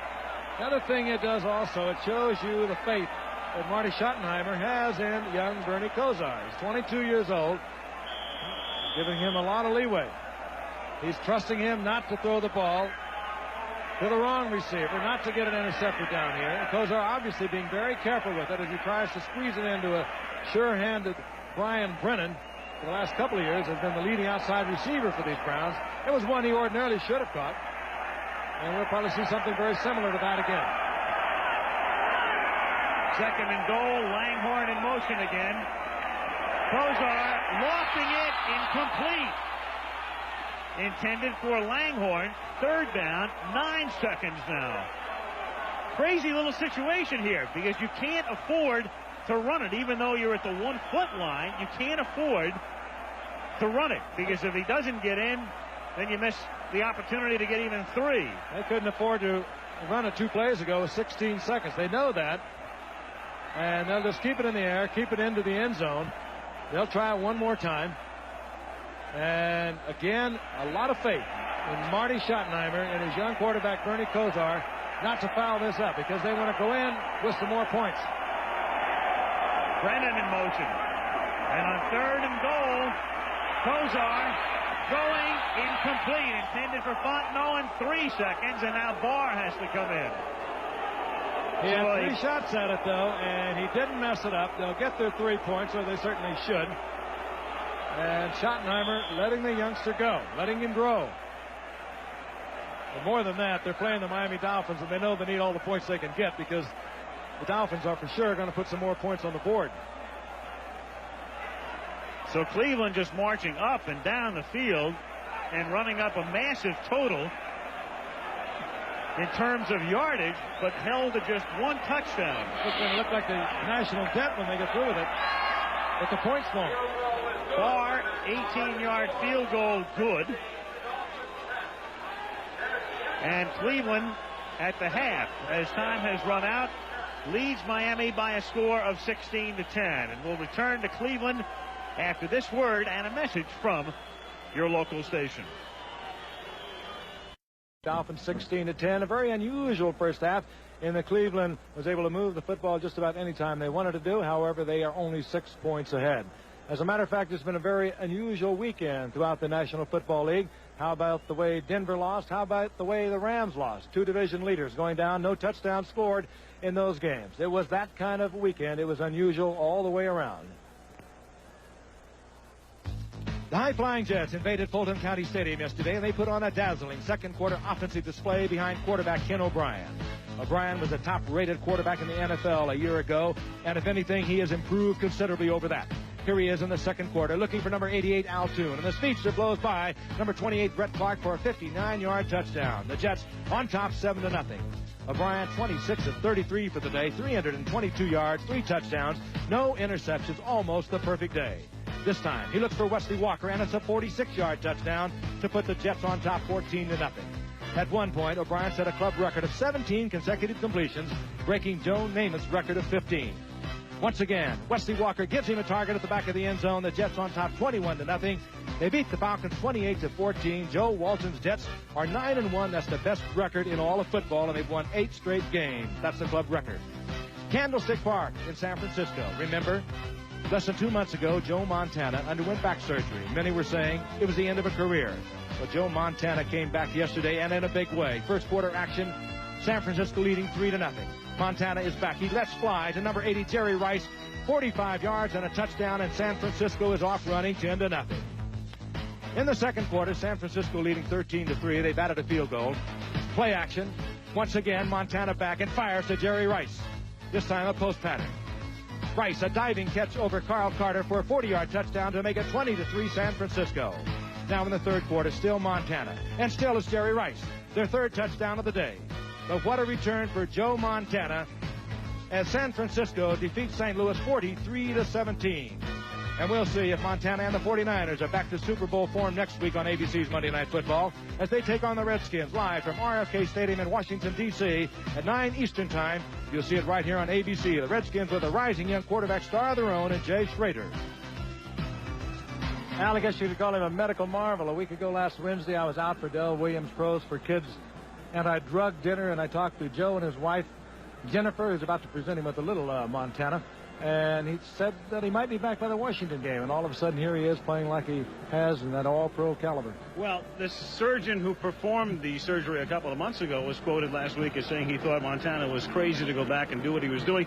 I know a lot of people. He was ready, could go back. Exactly. Had to medically clear him. I think a lot of people are wondering why didn't Montana wait And it was pointed out that he was as good now as he's going to be in a year. So if he could play now as well as he could next year.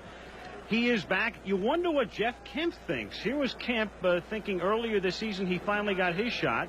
And then Montana looked like he was definitely done for the year. And then Kemp got hurt, and they had to go with Morosky. And now they're very much back in the picture. I'm looking ahead on the schedule, too, when the year ends, the final week of the season, and we'll have a special Friday night game on the 19th of December, and that could determine it all in the NFC West as the Rams take on the 49ers. But we'll see Montana next week, and we'll also see Jerry Rice, three great receivers next week, Rice, Clark, and Monk. And how about that young quarterback the Redskins have? Jay Schrader came in a year ago with thighs been hurt. All of a sudden, he's turned into a bit of a phenom down there. But again, for Joe Montana, we are so happy he is back in action. We understand his wife, Jennifer, is not feeling too well this evening. We wish her the very best. As I mentioned earlier, she is about to present Joe with a little Montana.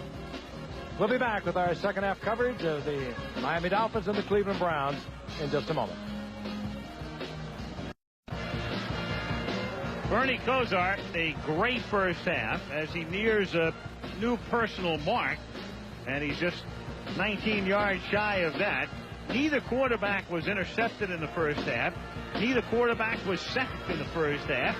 Dan Marino smiling, but his team is down by 10 at 16-10 as we get set to start the third period. 351 total yards of offense for Cleveland, and that's only represented on the scoreboard with 16 points. Gervais to kick off. Fielded at the 3 by McNeil. 20. Upended at the 30-yard line. And every time you watch McNeil return a kick, you have to remember he's 5'7" and 143 pounds. Let's take a look at it again. He just does a one-way, and that is full-blown, all-out, 100%. And that's probably why he's one of the best in the league at doing so, as he was with Houston in the USFL earlier this year. He went 100 yards against Detroit. He's also taken a punt back. He has really put some spice into the Browns' return team.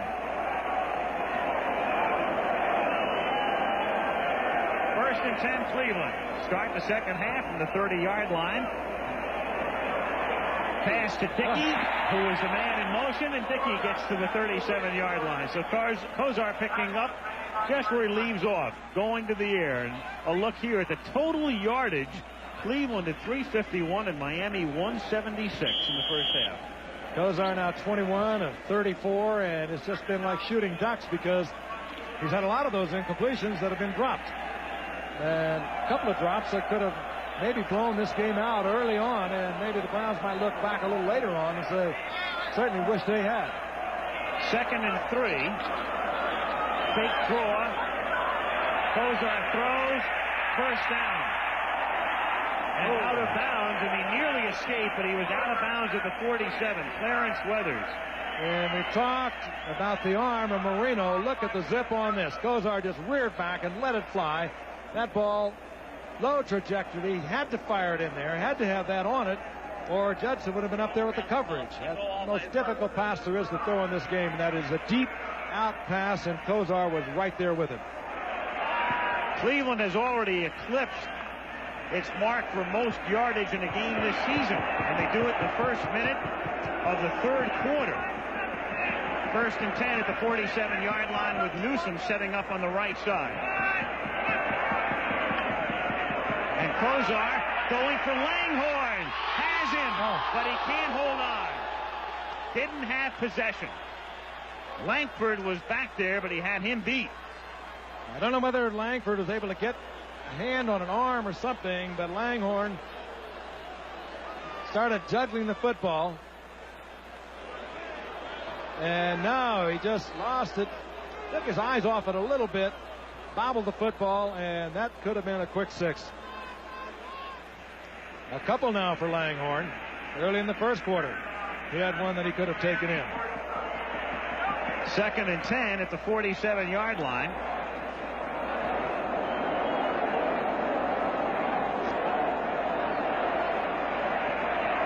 Kosar over the middle, complete to the 33-yard line to Newsome again. He's like a surgeon. Almost any time you see a Brown catch a ball over the middle, it's that man. It is this 1-2-3. Try to get the big man outside to Langhorne or to Slaughter. Then when you get into a third down must situation, you come back to Ozzie Newsome, and he has been there all night long. 7 catches for Newsome, who's been besieged by injuries this season. Thus, he'd been limited to 20 catches in 9 games. 7 tonight. 4 or 5 of those for first downs. 1st and 10 at the 34. Kozar not even worried about keeping him honest with a running game and going deep and incomplete at the goal line. Clarence Weathers was there with William Judson. 2nd down. Judson with a good play, because that's the kind of play the receiver can come back and take away from the defender. But again, look at that protection. Mike Babb in the middle at center doing an excellent job. Barron over at the left tackle, giving a lot of time to Kozar, who's just shooting ducks out there, if you will. Now, if he follows his pattern, he'll go up one more time before he comes back to Ozzie Newsome for the first down. He starts this half the way he did the first, not even remotely concerned with anything resembling a running game. All throwing. 2nd and 10.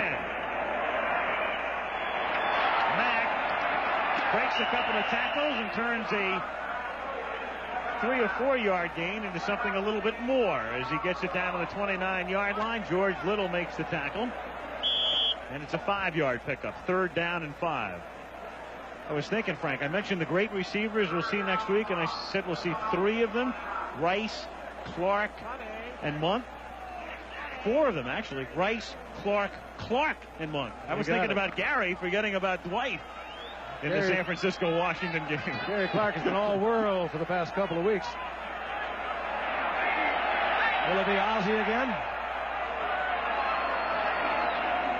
On 3rd and 5. And incomplete.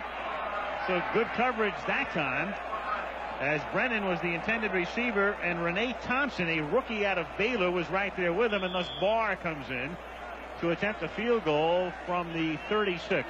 So a 46-yarder. Well, with his range, he's 15 of 18 on the year. He's hit for 52 yards out.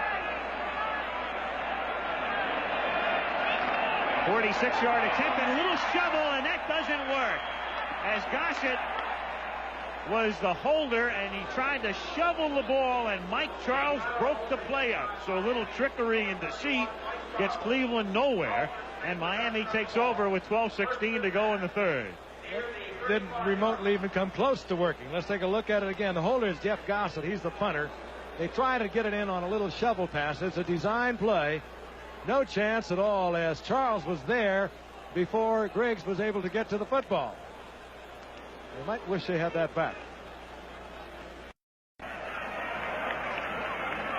12:16 to go in the 3rd period. If you're scoring, as the saying goes, Mike Charles gets an interception. He was so stunned, had he been able to keep his feet, he might have rumbled that one all the way to the end zone. Strange call. Marino at the 35-yard line. 1st and 10. And with Matt Moore in motion, Lorenzo Hampton is the ball carrier. And Hampton takes it out to the 40-yard line. There's a little oddity tonight. Cleveland has been so passing-oriented, and their passing game has dominated. And yet Miami, a team that lives and dies with the pass on offense, has had a pretty much balanced attack tonight. More than keeping Cleveland honest with enough rushing.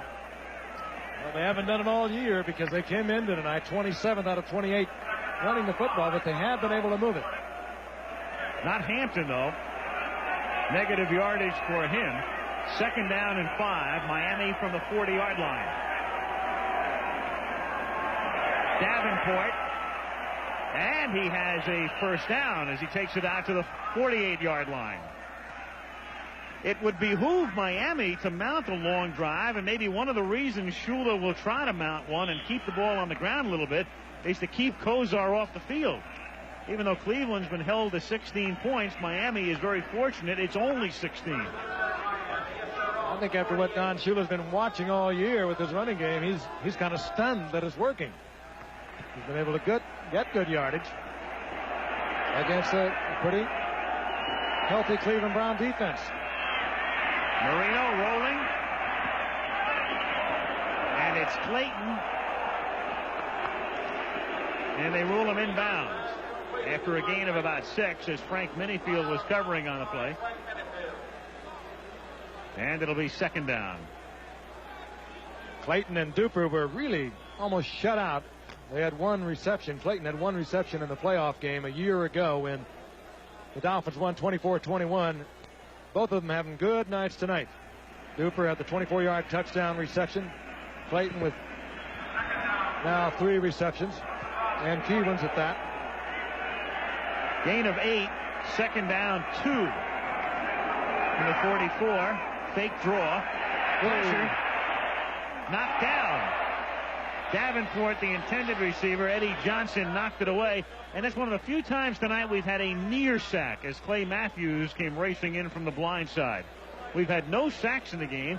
And as I say, very few even remotely possible sacks. Quarterbacks have been very, very well protected. Cleveland uses that defense. They line Matthews up almost as a defensive end. And the offensive line and Marino will look at him and they think he's going to drop back into the coverage, but he comes on it. And that time he almost blindsided Marino. He was just able to get it away. 3rd and 2. And they keep it on the ground, and it's Davenport scrambling and not getting it. They brought Bennett in and lined him up as the tight end. Clancy makes the tackle on the play. And so Davenport, despite all of the leverage on the left side, there's Bennett in the slot on the left.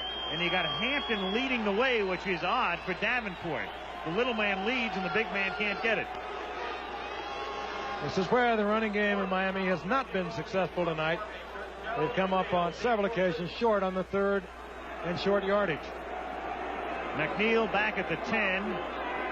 And Roby to punt.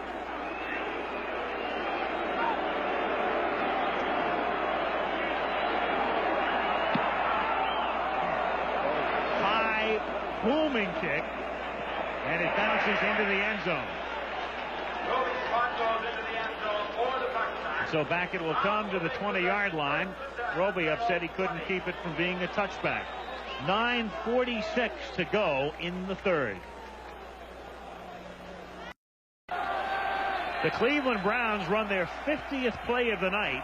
They have passed 41 times, run 8 times from the 20 on first down. Curtis Dickey in motion. Fake to Mack. Good protection again. And Kozar hits Weathers over the middle.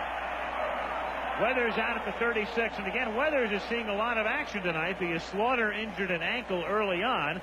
And Slaughter, who was their top draft choice coming in the 2nd round, is on the shelf, and thus Weathers is in there. Watch Weathers again, and he gets away from Judson. Judson man for man, because you saw on the play the blitz by Mark Brown. They were bringing both outside linebackers, and that forced Judson into the one-on-one situation. And Weathers beat him, and more than that, they picked up again and protected Bernie Kosar. They've been protecting him ever so well tonight. Weathers, who had caught 1 pass all season, has caught 3 tonight. Dickey on first down gets 2. 2nd and 8 Cleveland at their own 37. 8:50 to go, 3rd period. Browns on top, 16-10.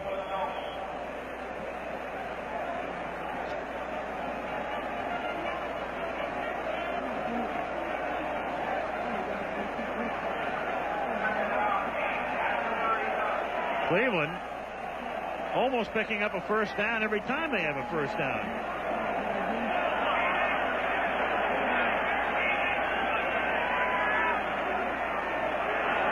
On 2nd and 8, Dickey makes the catch, but he is shy of the first down. No, he doesn't even make the catch, they rule.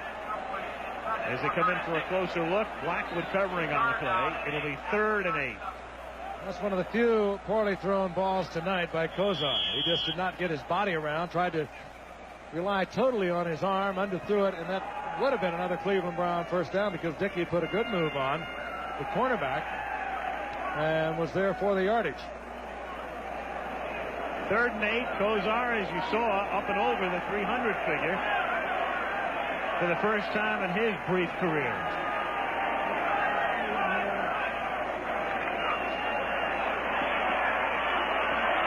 And down he goes at the 36, and that'll be the first sack of the game, and it's credited to Doug Betters.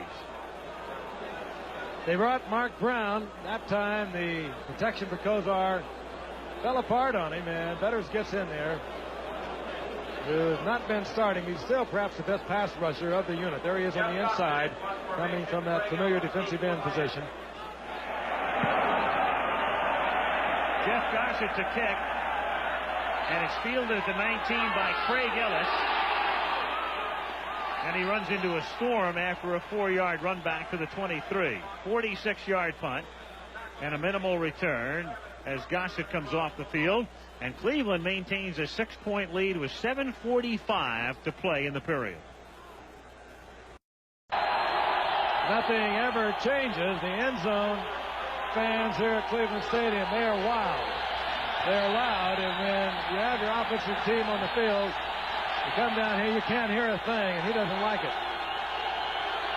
Miami changes off a lot. They'll have a tough time with this noise.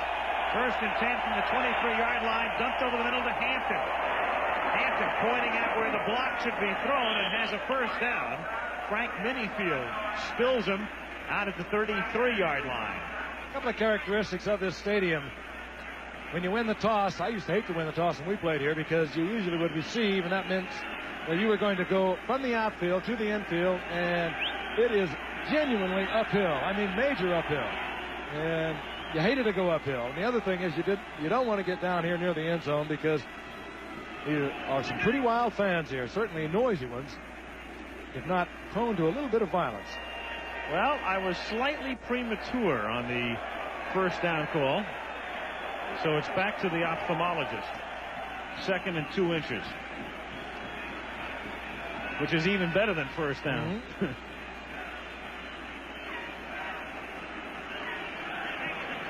Cleveland passing on first down. Cleveland passing more than 80% of the time period tonight. Miami almost 50-50. Miami has run the ball 17 times and thrown it 19 times. And they have the potential to take the lead on this drive. Marino, 11 of 19, 149 yards, 1 touchdown, but he just hasn't been out there very much. 2nd and inches. And Hampton picks up enough inches. They pushed him back, but after, I believe, he picks up the first as Carl Hairston makes the tackle. And a flag is down in what has been a relatively penalty-free game. And it's against Miami, so that will negate what would have been a first. Offense, number 66. Holding, 10-yard penalty. Still 2nd down. Gene Barth says the guilty party is Larry Lee. Usually when Miami's involved, it is a relatively penalty-free game. Annually, they are low in the league with penalties. It's a bit of a major part of the philosophy of Don Shula. Don't turn it over, don't fumble it, don't throw the interception, and don't get a lot of penalties. Only Miami's 2nd penalty of the night. 2nd and 11 from the 23. Another flag. And Hampton, and yet another flag. 2 separate flags on the play. One at the line of scrimmage and one on the contact. Hampton and Ellis. So 2 different penalties on the play. One call by the head linesman, one call by the field judge. And Barth wants to hear about them both. Lance and Hairston are saying against the Dolphins, but there are 2 flags. We have offsetting fouls. Holding, 56 defense. Illegal motion, 79 offense. We'll replay the down. 2nd down. Banks defense. Giesler, the left tackle offense.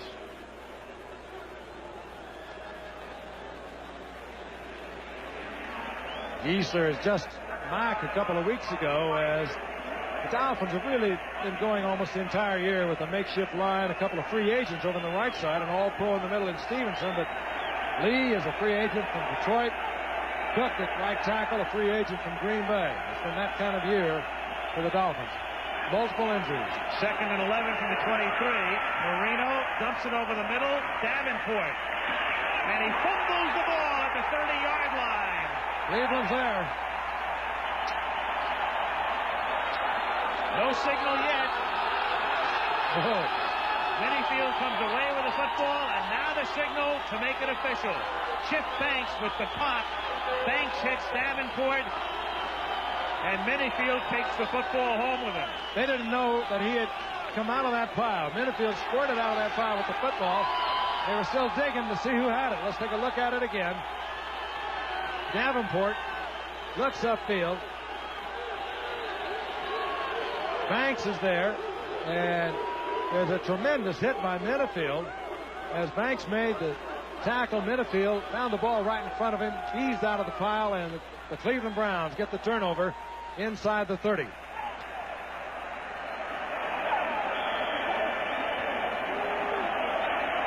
And so as Davenport and the offense comes away, the Browns take over inside the 30.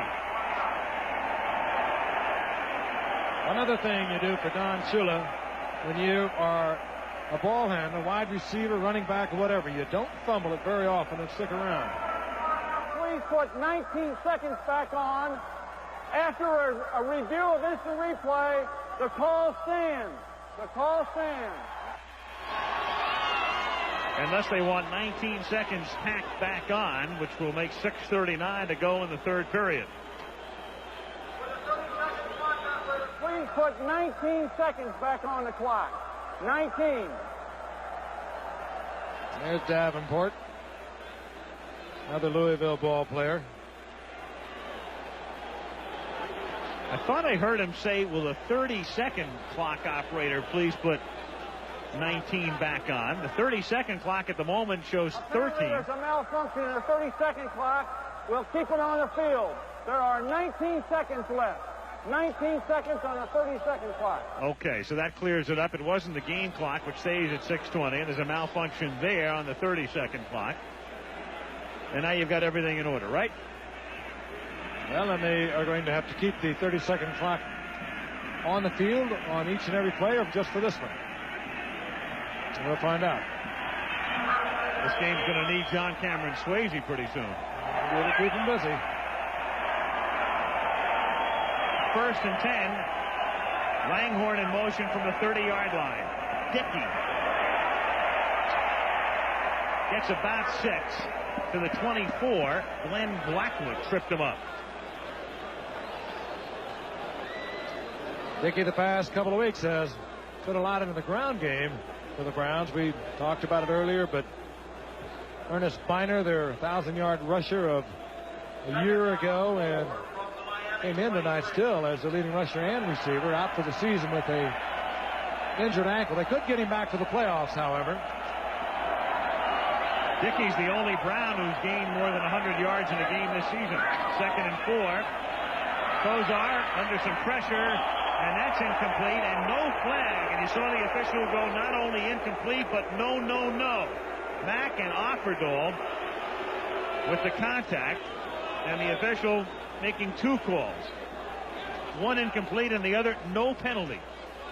Mack trying to slip out underneath. Kozar faking upfield to try to pull Offerdahl off Mack coming out of the backfield. But this is the rookie we talked about at the beginning of the evening. Has a great future ahead of him, leading in tackles, and has been the one bright spot defensively for Don Shula through the entire year. 3rd and 4 from the 24. Kozar escapes blindside pressure and hits Brennan. Takes it to the 13-yard line. And the former Boston College wide receiver makes the catch after Kozlowski, the 6th defensive back, had put the pressure on from the backside on Kozar. Kozar gets away from Kozlowski. He reads it, almost smells it, steps up, sidearms it in there. That was a tremendous shot to Brennan. And once again, just showing the maturity of Bernie Kozar, the youngest quarterback in this game today. He won't be 23 until a little more than, well, it's November the 25th. Very much the quintessential Brennan-type catch. He's what's known as that possession-type receiver, the reach. He's small at 5'9", and makes the grab over the middle. Langhorne in motion on first down from the 13. Dickey, 10-5, touchdown. They've been bending and bending and stretching and stretching. They just broke. And for Dickey, that one great year with the Colts, and then he comes over here and he backs up two guys who each gained over 1,000, but one's on injured reserve. The other is coming back from an injury, and he's the main man out of the backfield right now. That's great blocking back on the part of Cody Reason, the right tackle. He took out a couple of Dolphins, and this is what has been happening to the Dolphins all year long. You can't write them out of it. Ordinarily you would if they didn't have the great offense they have. They're down 22, about to be 23-10. But the Dolphins, well, they still have those two wide receivers. They still have Marino. Ordinarily, you'd think you'd have this thing locked up, Al. Studley and the defense, I guess that's a look he's exhibited all season long. Not many smiles. I'll tell you, this was so wide open that even Curtis Dickey was shocked. He usually stutter steps a little bit. He saw it there. Great block by Reason coming back. An easy touchdown for Curtis Dickey. Curtis Dickey, big night, 70 yards on the ground, and it's been mainly a passing night for Cleveland, but he's done the job when they've had to carry the ball and they lead by 13, and the kick comes down to Ellis at the 6-yard line. To the 18. Wild special teams on these Cleveland Browns. They take such pride in their work. They have also a wild coach that runs along the sidelines with them, Bill Cowher. And he has really put the spirit into these special teams for the Browns, and they have been effective all year long. There he is, former Brown linebacker and Philadelphia Eagle linebacker, but he gets into the game. He is a method coach, if you will.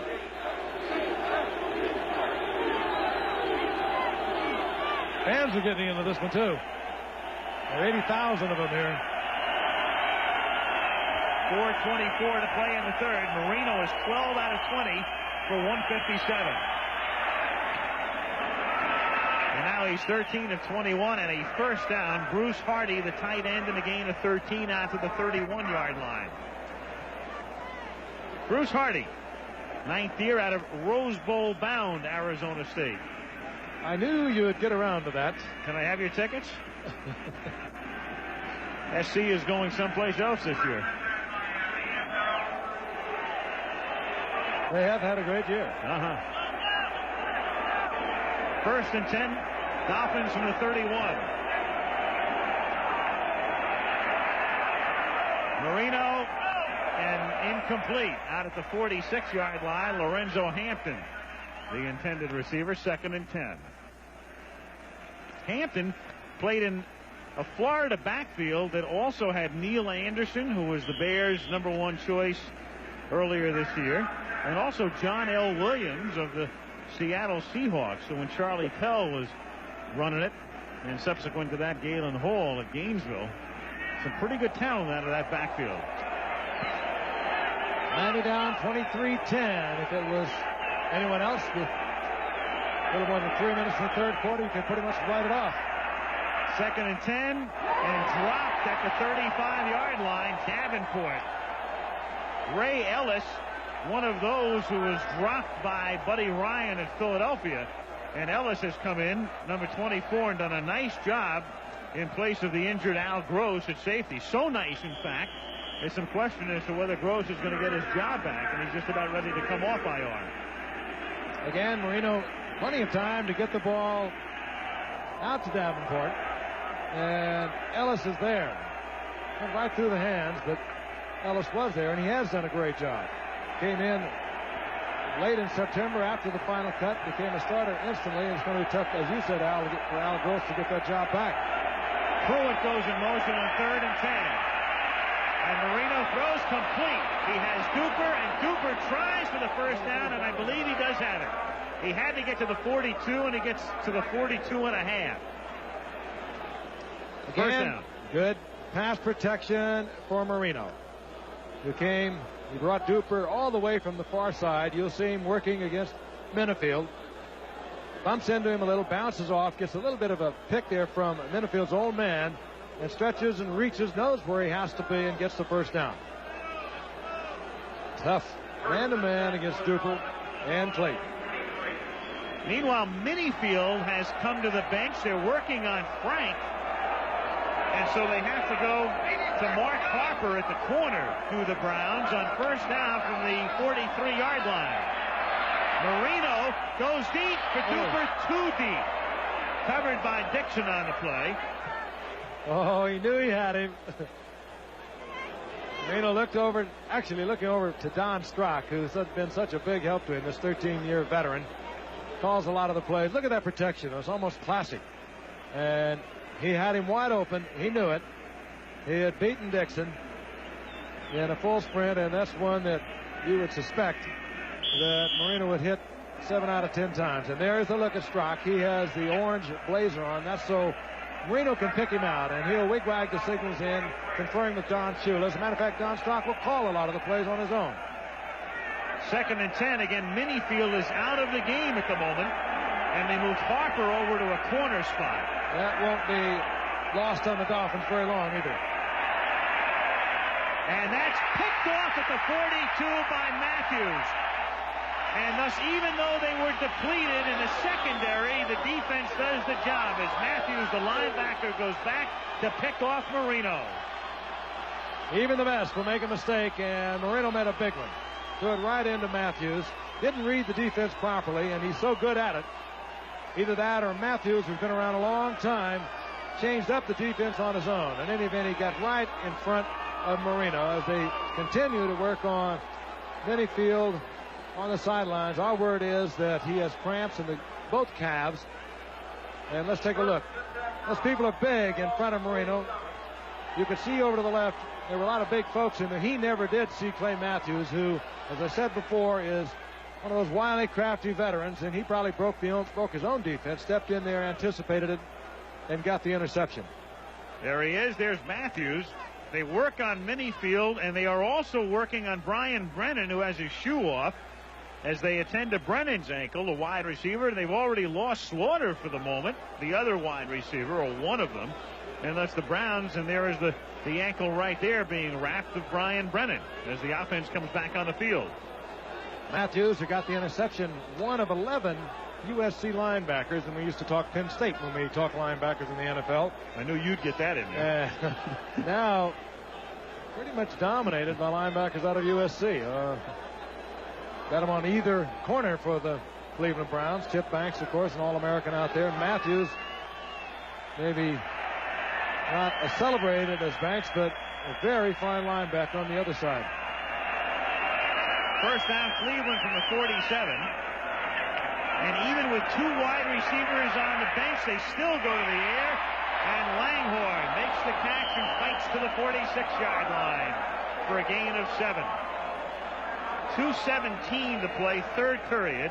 Cleveland on top, 23-10. That's Fontenot making the catch. Herman Fontenot. And again, just a note for the Miami Dolphins, they lose this one tonight. Any playoff hopes they might have had are pretty much out the window, as there will be a lot of wild card contenders. We looked at them a little earlier, but it could just about end the Miami Dolphins' hopes.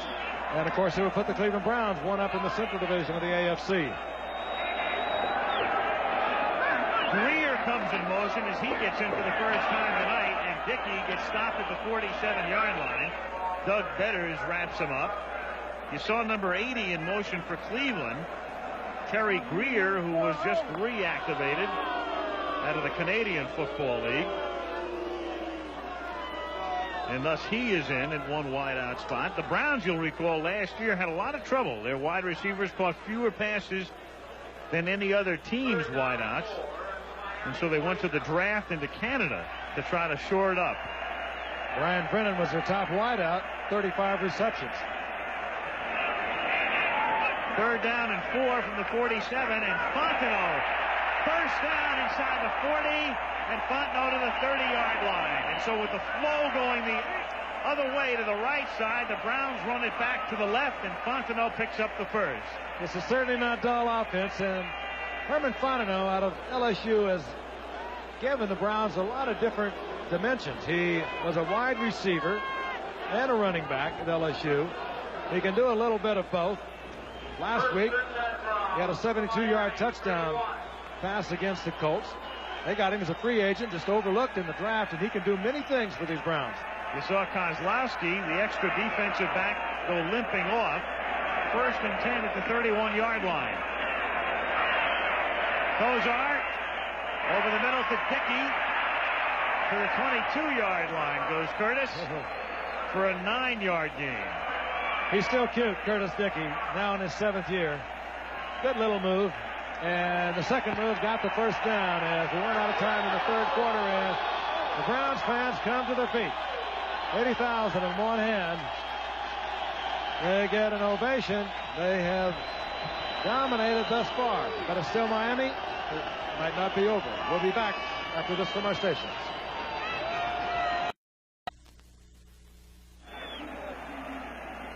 Cleveland Stadium, Cleveland, Ohio. Al Michaels, Frank Gifford. We start the 4th quarter. Don Shula still hopeful his team can stay alive as they dream about a wild card berth, but that dream's turning into a nightmare. 2nd down and 1 as we start the 4th period for Cleveland at the Miami 21-yard line. And it's Mack picking his way for a first down to the 15. And a defense, Al, that we knew was more than suspect, is now just being shredded. Cleveland just rolling it up. Total yards approaching the 500-yard mark, even though it's not reflected in a whole lot of points. They've been totally dominant.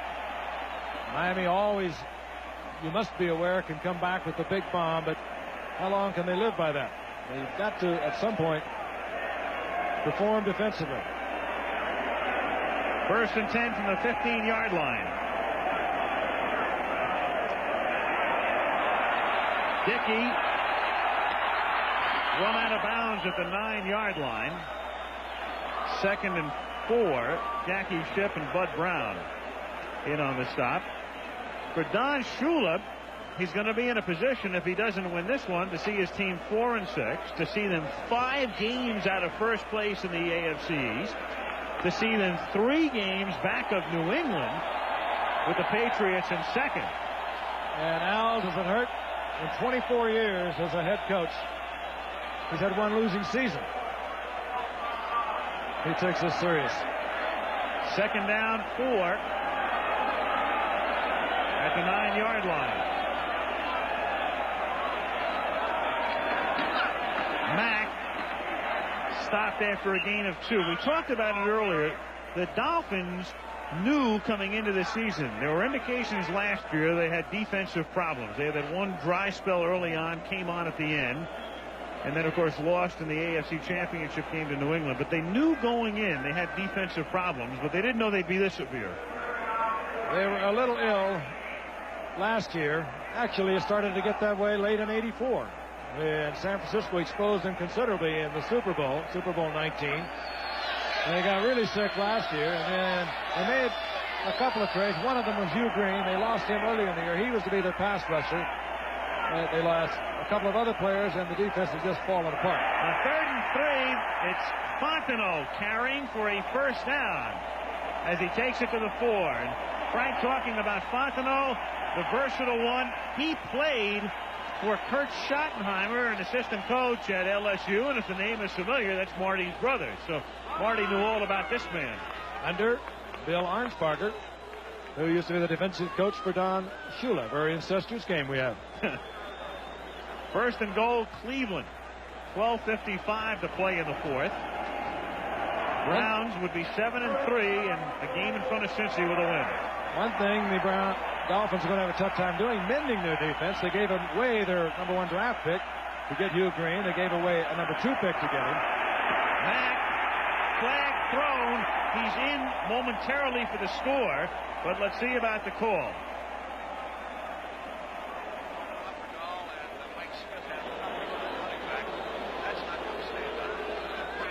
Gene Barth tells us. Holding 81 offense, 10-yard penalty. We'll replay the down. Harry Holt, well, he's been involved in everything tonight. He has scored a touchdown and cost them one.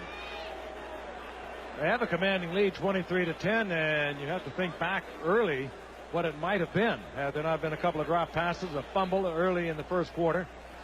This could have been a rout early in the game, but the Dolphins have stayed in it. They still are in it because they are so explosive offensively. But they have really been exposed defensively tonight. This is going to be a long remainder of the season for them. First and goal from the 14. Langhorne in motion. Kosar throwing. Langhorne takes it to the 6. Oh, that was pretty. One thing, and it's been so evident tonight, the Dolphins have no pass rush. Zero. Take a look at it again. Pretty little move. Again, Kosar all the time he needed. Looked over a couple of receivers. Finally discovered Langhorne. He gets about a 9.9 on that and gets it back down inside the 6-yard line. Second and goal. Kosar 29 of 47 to 364 yards. Brennan's back in the game. He's in the slot. Dumped off for a touchdown. Mack. When you're hot, you're hot. And now Kosar is being told he's been in the grass. Unbelievably told he was in the grass. According to Barth, what grass? They do it to protect them. I got to see that was this. Quick.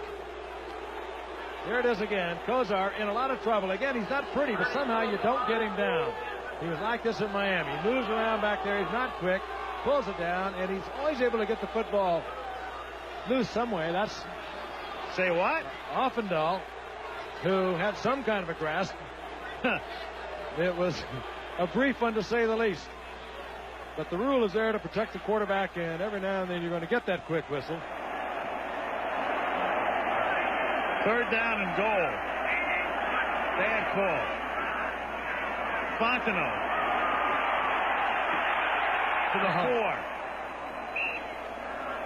4. Funny how Cleveland has self-destructed so often tonight on their way into the end zone. They've already had a touchdown called. They've actually had 2 touchdowns called back on this drive. One on Holt's call, the other on the dubious in the grass call, and now they have to settle for a field goal. And then they had Slaughter fumble the ball out of the end zone in the first quarter. Hardly a grass, though, Al. It was just a quick whistle and that little apprehension on the part of the official. And again, it does cost them the touchdown. They tried out the field goal unit, Matt Barr. Barr with Gossett holding, 21-yard field goal.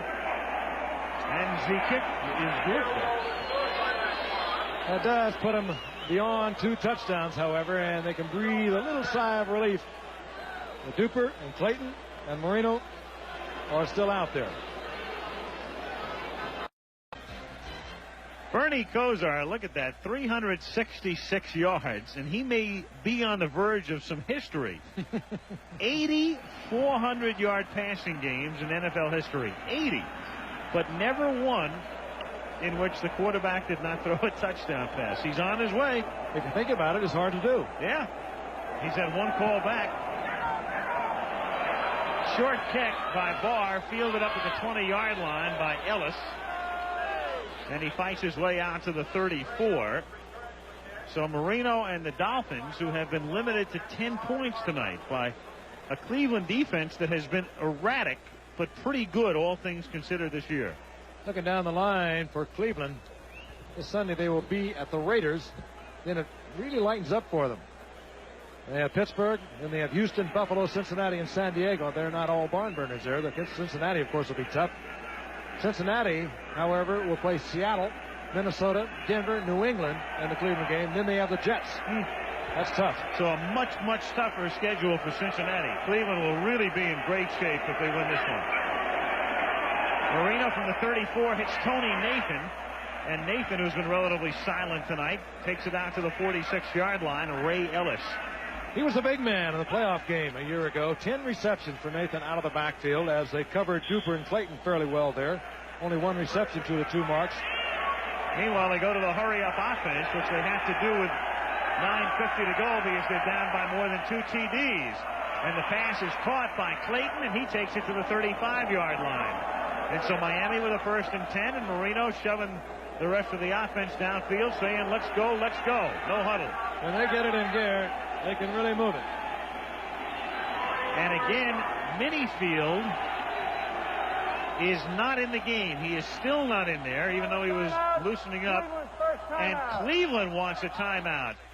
So the Browns are forced to use a timeout, minus Minifield and the rest, because of the hurry-up Miami offense. 9:33 to go in the 4th. Minifield, whom we were told was cramping up early on, is still being worked on. Cleveland had to take a timeout defensively to get things in order. And Miami has a 1st and 10 at the 35-yard line. Cleveland on top by 16. Marino under pressure for one of the rare times tonight as Chip Banks blitz. 2nd down. And Marino has a few words for Banks. Friendly words. Sort of. Marino also could have drawn a flag. He just dumped that off. There wasn't a Dolphin in the area. But take a look at it again. Nathan moved to the inside. I would suspect that when they look at the game films, they're going to say, Nathan, that's a good way to eliminate our quarterback. Banks just with a clean path all the way to Marino. 2nd and 10. And it's Hardy, the tight end, to the 30-yard line. Stopped by Ellis. So Don Shula, who is the subject of rumors and some concern as to what will happen with him watching his team now. Don in the final year of his contract at Miami. He's been there since 70. It's a subject he's been asked about, and you asked him about it on tape earlier, Frank, and he doesn't want to discuss it, and he didn't want to discuss it privately either today. No, he just said, frankly, we've had problems in the past. We've always been able to work it out, and let's face it, this is his 17th year there. 3rd and 5, and Marino going deep and looks for Pruitt, and incomplete. And Pruitt looks for a flag and doesn't get it. Wrapped up by Dede Hoggard. Look at it again. Hoggard right up there in the face of Pruitt, the rookie out of Cal State Fullerton, who has looked awfully good this year. He had a little bit of a step, and Marino just threw that a little short of that. Could have been 6. Took quite a shot on the head, too. Hoggard once again coming back, and could well have drawn a flag after the fact. Meanwhile, Ellis, 24 at the end of that play, was shaken up, and he now comes out. So they're missing Ellis. They're missing Minifield at the moment. Those are 2 starters. Gross is still on injured reserve. Marino has a depleted secondary to pick on, but he has to pick up 5 here on 4th and 5. Felix Wright comes in to replace Ellis. This could be your playoff. And on 4th and 5, Marino can't believe it. He went for a long count. False start, number 13 offense, 5-yard penalty. He went for the long count, and it was his own man who came up with the false start. That'll give us a 4th down and 10 for the Dolphins. Won't change anything. They still have to go for it. It just changes what you're going to go with.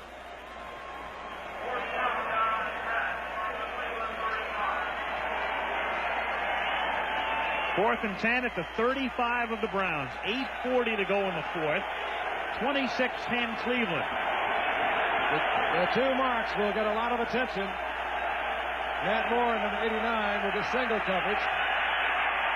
And Marino throws an incomplete on a curious pass anyway, because had Moore made the catch, he wouldn't have had the 1st down.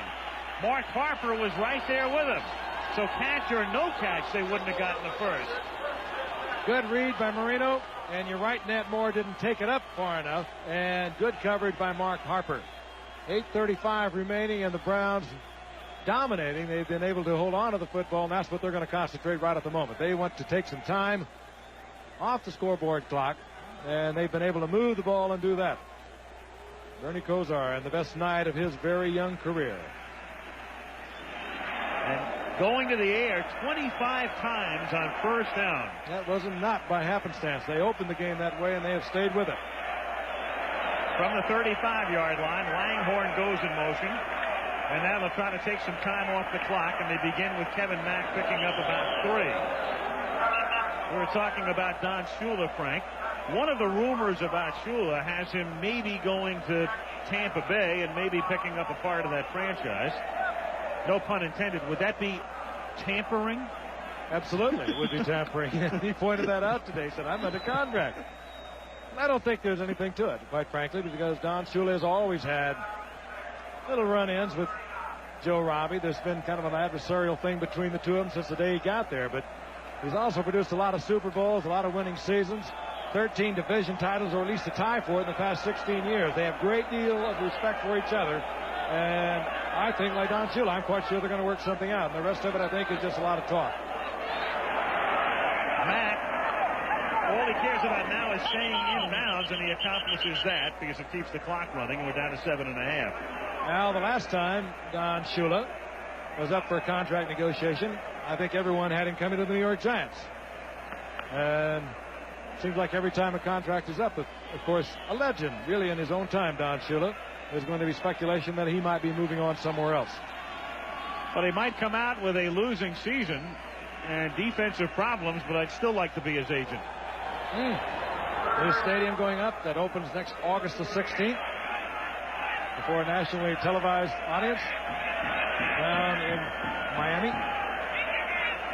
3rd and 7 from the 38-yard line as Kosar throws complete. Brennan makes the catch and picks up the first down. Saw where the marker was. Actually, it is officially measured from the other side of the field. This is where the official chain is. And then, of course, they have that little stripe down there, which sort of indicates, so it's not official. So Brennan was there, but it is now official as Barth takes a better look. But you could have a case where if that thing isn't exactly lined up with the official marking, where you think you've got the first, but you really don't. There's Brennan. He was just timing it out, working behind the other receiver, getting just enough yards to get it out of bounds and step across that first down marker. And the Browns maintain possession. They're working on the clock. 46-yard line. And with Langhorne in motion, they give it to Dickey, who's had a nice night. He picks up a couple out to the 47. 6:45 to play in the fourth. I know already the drawing board is out for Don Shula. Like I say, this just about wipes out any playoff hopes they have. What do you do with it? Bob Baumauer coming back just a couple of weeks ago, still troubled from knee surgery during the offseason. George Little starting over the right side where Kim Bokamper started a year ago. G.J. Turner, a rookie from Houston, starting on the left side, the head of Doug Betters. They gave away the #1 draft pick to get Hugh Green, who is questionable whether he'll be able to come back next year. It's a tough road to rebuild this defense, no matter what they do. Dickey, flag, out to the 49 he goes.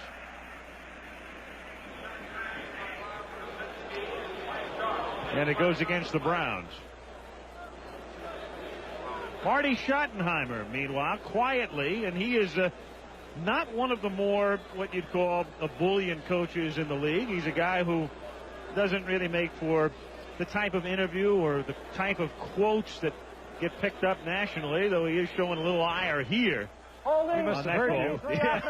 Penalty refused. 3rd down. He's not normally demonstrative, unless not many people know too much about Schottenheimer, but quietly and solidly, he's got a team that's going to be 7-3 very shortly. He's been around a little bit. He played in the AFL. He played up at Boston. He later worked around the league and went into coaching with Detroit, later with the New York Giants in '77, then went up to Detroit, and then came here in 1979 and took over for Sam Rutigliano mid-season in 1985 or 84. 3rd and 7, and there's movement again. So all of a sudden, the Browns start having some problems with penalties, as Paul Farron was the man who jumped 74. False start, 74 offense, 5-yard penalty, still 3rd down. Tell you what else Marty Schottenheimer did. He decided the defense that they went with last year was not going to get it done, so he brought in Lindy Infante, who he had worked with at the Giants in 1977. Lindy Infante was with Cincinnati when they went to the Super Bowl in '81. He believes in integrating the pass and the run, whereas the Browns were almost totally a running team, running-oriented a year ago. And I think really this might be their best showing thus far of the season, albeit against a defense that is one of the weakest we've seen this year.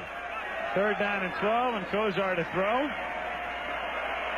And DeFontenot, but he gets it to only the 46-yard line, so he's shy of the 1st down. And the Browns looking over toward Schottenheimer to see what the decision is as to whether they want to punt or go for it. And the way their offense has been going tonight, they're almost a lock cinch to pick up the 1st. And they'll go for it. That's what I mentioned earlier. When you are moving a football against a defense like this, and this is one of the problems you have when you have a weak defense. The team is not afraid to come out there and go on 4th and 1. Earlier in the game, they scored on a 16-yard reverse on a 3rd down and 1. And they knew if they didn't get it, they still have another opportunity. So here they are, 4th and 1, quite confident that they'll be able to pick it up. Miami's trying to give it to them. They just did. Boy, I tell you, if this goes against Miami, that'll really sum it up, won't it? But Barth says, hold on. Were they drawn off? And the answer is, as Art Fleming used to say on Jeopardy, and the answer is? Encroachment, number 71 defense. Yep, they gave it to him. Doesn't that figure? Boy, that's all Shula needed. That's all he needed. 1st down, Cleveland, without a whimper. Mike Charles was the guy, a man who's been suspended, who's been on injured reserve. And now the line judge, who is Jack Johnson, explaining it to Shula. Don will take a loss, but he hates to have it sloppy. And he can get rather exercised. 1st and 10, Cleveland at the 41-yard line. Langhorne in motion. Dickey for a couple. Frank, I've been wondering all year, can I take this game and show it for profit somewhere? No, because the National Football League says any use of this telecast without their express written consent is strictly prohibited. So don't do it. All right. You like that lead into the disclaimer? It shortens it up, too. It does. Got to put music to that. It'd be a lot more effective. Little bells on it, little chimes as we get to the holiday season. How many times I've read that thing? Maybe 300? No one's ever tried to use it. 2nd down and 8 from the 39-yard line. Gain of 5 for Mack. Sometimes local teams read that disclaimer, and there's another line that says, and the announcers are subject to approval by the team. I used to work with Lon Simmons on the San Francisco Giants games. Lon used to do the 49ers radio. He always used to finish that line by saying, at gunpoint. Were you approved? Right. CFA college football, Penn State against Notre Dame, or Texas A&M taking on Arkansas Saturday. College football coverage beginning at 3 Eastern time. Hey, and Monday night will be in the nation's capital. Joe Montana and the 49ers. Roger Craig, all those dudes. Dwight Clark against the red-hot Redskin team tied with the Giants in the NFC East. 3rd and 5, and Kevin Mack gets the 1st down. And Kozar may have just gone over the 400-yard mark. We're going to get the official reading in a minute. Remember, he's trying to become the first quarterback in history. Well, not trying, but he would be. He would be the first in history to gain more than 400 yards in the air and not throw a touchdown pass. And, gang, he has 401. And there have been 80 guys, 80 QBs who've thrown for 400 yards, or it's been done 80 times. He probably won't throw it either. But And if he finds out that he could be in the record book for not throwing the touchdown, going over 400, he might go for it. That 401 is unofficial. And now it's official. 17-yard line. And the first carry of the night for Major Everett, who was recently picked up, free agent. He was waived in training camp by the Eagles. Everybody was waived in training camp by the Eagles. But he would have waived himself if he could. Yeah. 33 is the team record for completion, so he's close to that. And we're at the 2-minute warning. And it's been a big night for the sellout crowd by the lake. We've watched him against the Dolphin defense, but you get the feeling about Bernie Kosar, you're going to see a lot of great games. He's young, as we mentioned. He'll be 23 years old, November the 25th. He's a little awkward, a little slow back there, but man, he is effective. What Miami did was take a timeout defensively before the 2-minute warning to stop the clock. So they have 2 timeouts remaining as they do whatever they can to try to remain in the game. But that decision, by the way, I'm kind of curious. Went with their defense. They let about 17 seconds run off before they did it. Those are the seconds that they were trying to save. Exactly. Confusion as to whether or not to call it. 2nd and 7. Brennan in motion. And Dickey.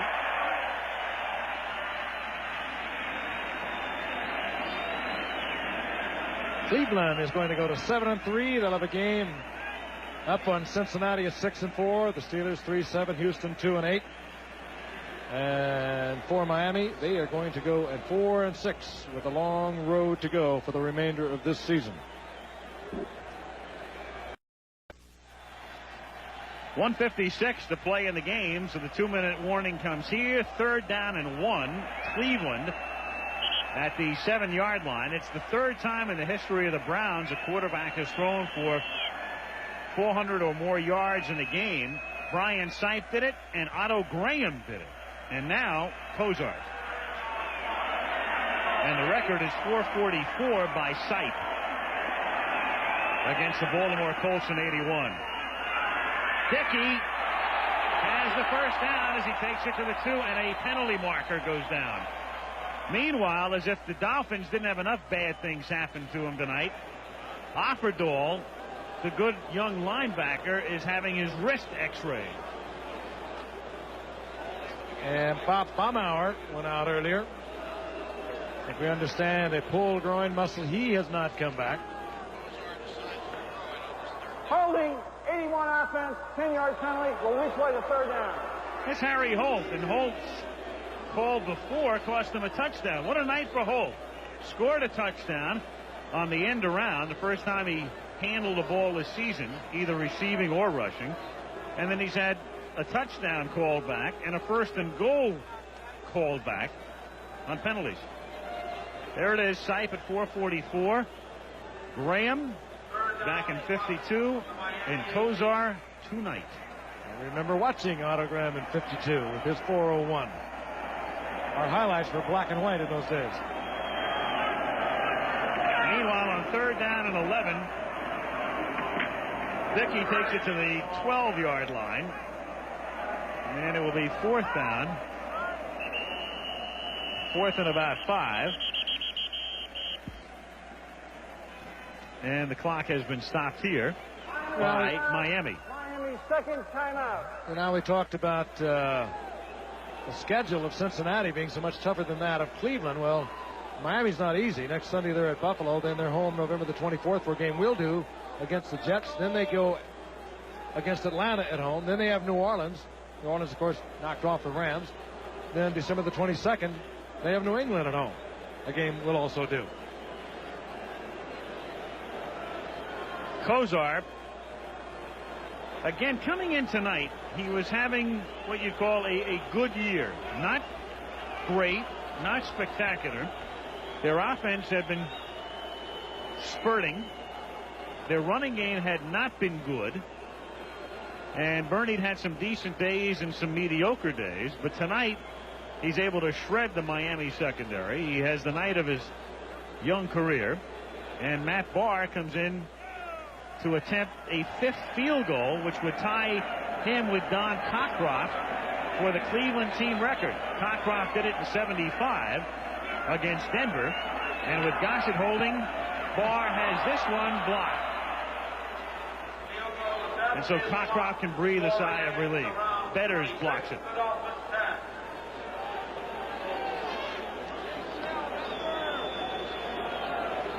So it's still 26-10 on a night on which the Browns could well have had 50 points.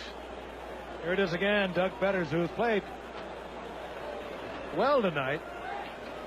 Diving attempt there by Langford. I think he was the one that got the hand on it. Coming around the horn, and Miami gets it back one more time. And we know where they're going to go. They're going to go up top side. Duper left and bring the rookie out to the right. That would be Pruitt. Clayton's inside. And Marino out of the shotgun. Throwing, and that's complete. And Tony Nathan takes the ball out to the 34-yard line. They have one timeout remaining. Miami's going to be 4-6. And in deepest, darkest third place in the AFC East, Cleveland's going to be 7-3 and atop the AFC Central. And Marino to Duper. And all this does is looks good on the stat sheet. Dixon makes the tackle, and we've got a minute to play in the game. And Kozar has prevailed. He got through a 400-yard game without throwing the touchdown pass. Interesting little note in the record book. Yeah. Fascinating note when you think about it. Like I said earlier, it's hard to do. 81st time. Clayton, and he has a first down at the 41. Figure somewhere along the line, if you throw for 400 yards, somebody's going to fall into the end zone. And as usual, our thanks up here, George Hill, our statistician, and busy tonight. Malibu Kelly Hayes, another busy man, our spotter, Non-Perel, from the 41-yard line as Marino throws, and incomplete, intended for Mark Clayton, and that stops the clock with 21 seconds.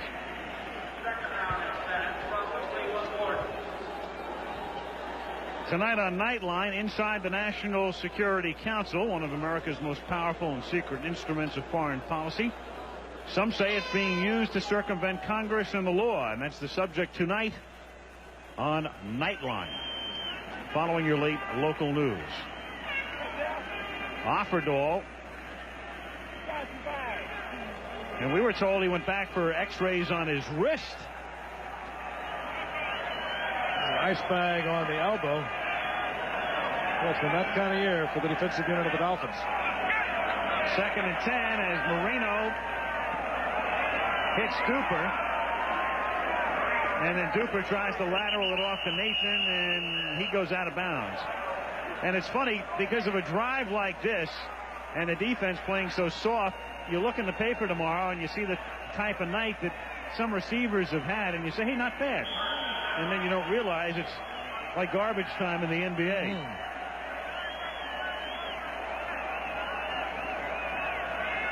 One of the great ones right there.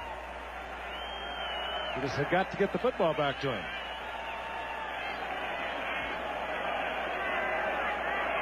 "12 seconds to go. Cleveland ahead by 16.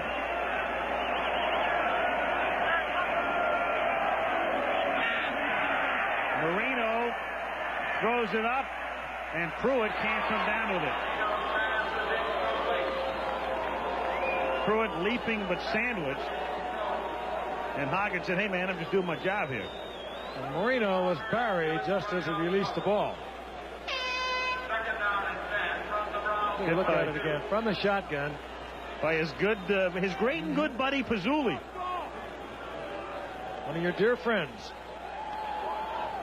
Pazzulli has been hot over the last few weeks. It really goes back to when they started to use a 4-man line, featuring a 4-man line. They would bring Pazzulli in at defensive tackle. He plays there perhaps better than defensive end, and he has just been as hot as he can be. That's 6 sacks overall, 4 in the last 4 games. Flag thrown. And it's Clayton, and he gets in for a touchdown. Clayton goes in. There was a flag. I believe one of the Browns had jumped offside. Dolphins lost to the Raiders. 91 defense was offside. Touchdown counts, and we'll kick the extra point. Clancy was offside. Funny, the Dolphins lost to the Raiders 30-28. No time remaining on the clock, and on the last play of that game, Clayton scored a touchdown on a 68-yard reception as the game ended. So another meaningless touchdown. And again, that score, Al, is going to be very interesting. Much closer than this game ever was. Going to be a 9-point game, and it could have been a 30-point game.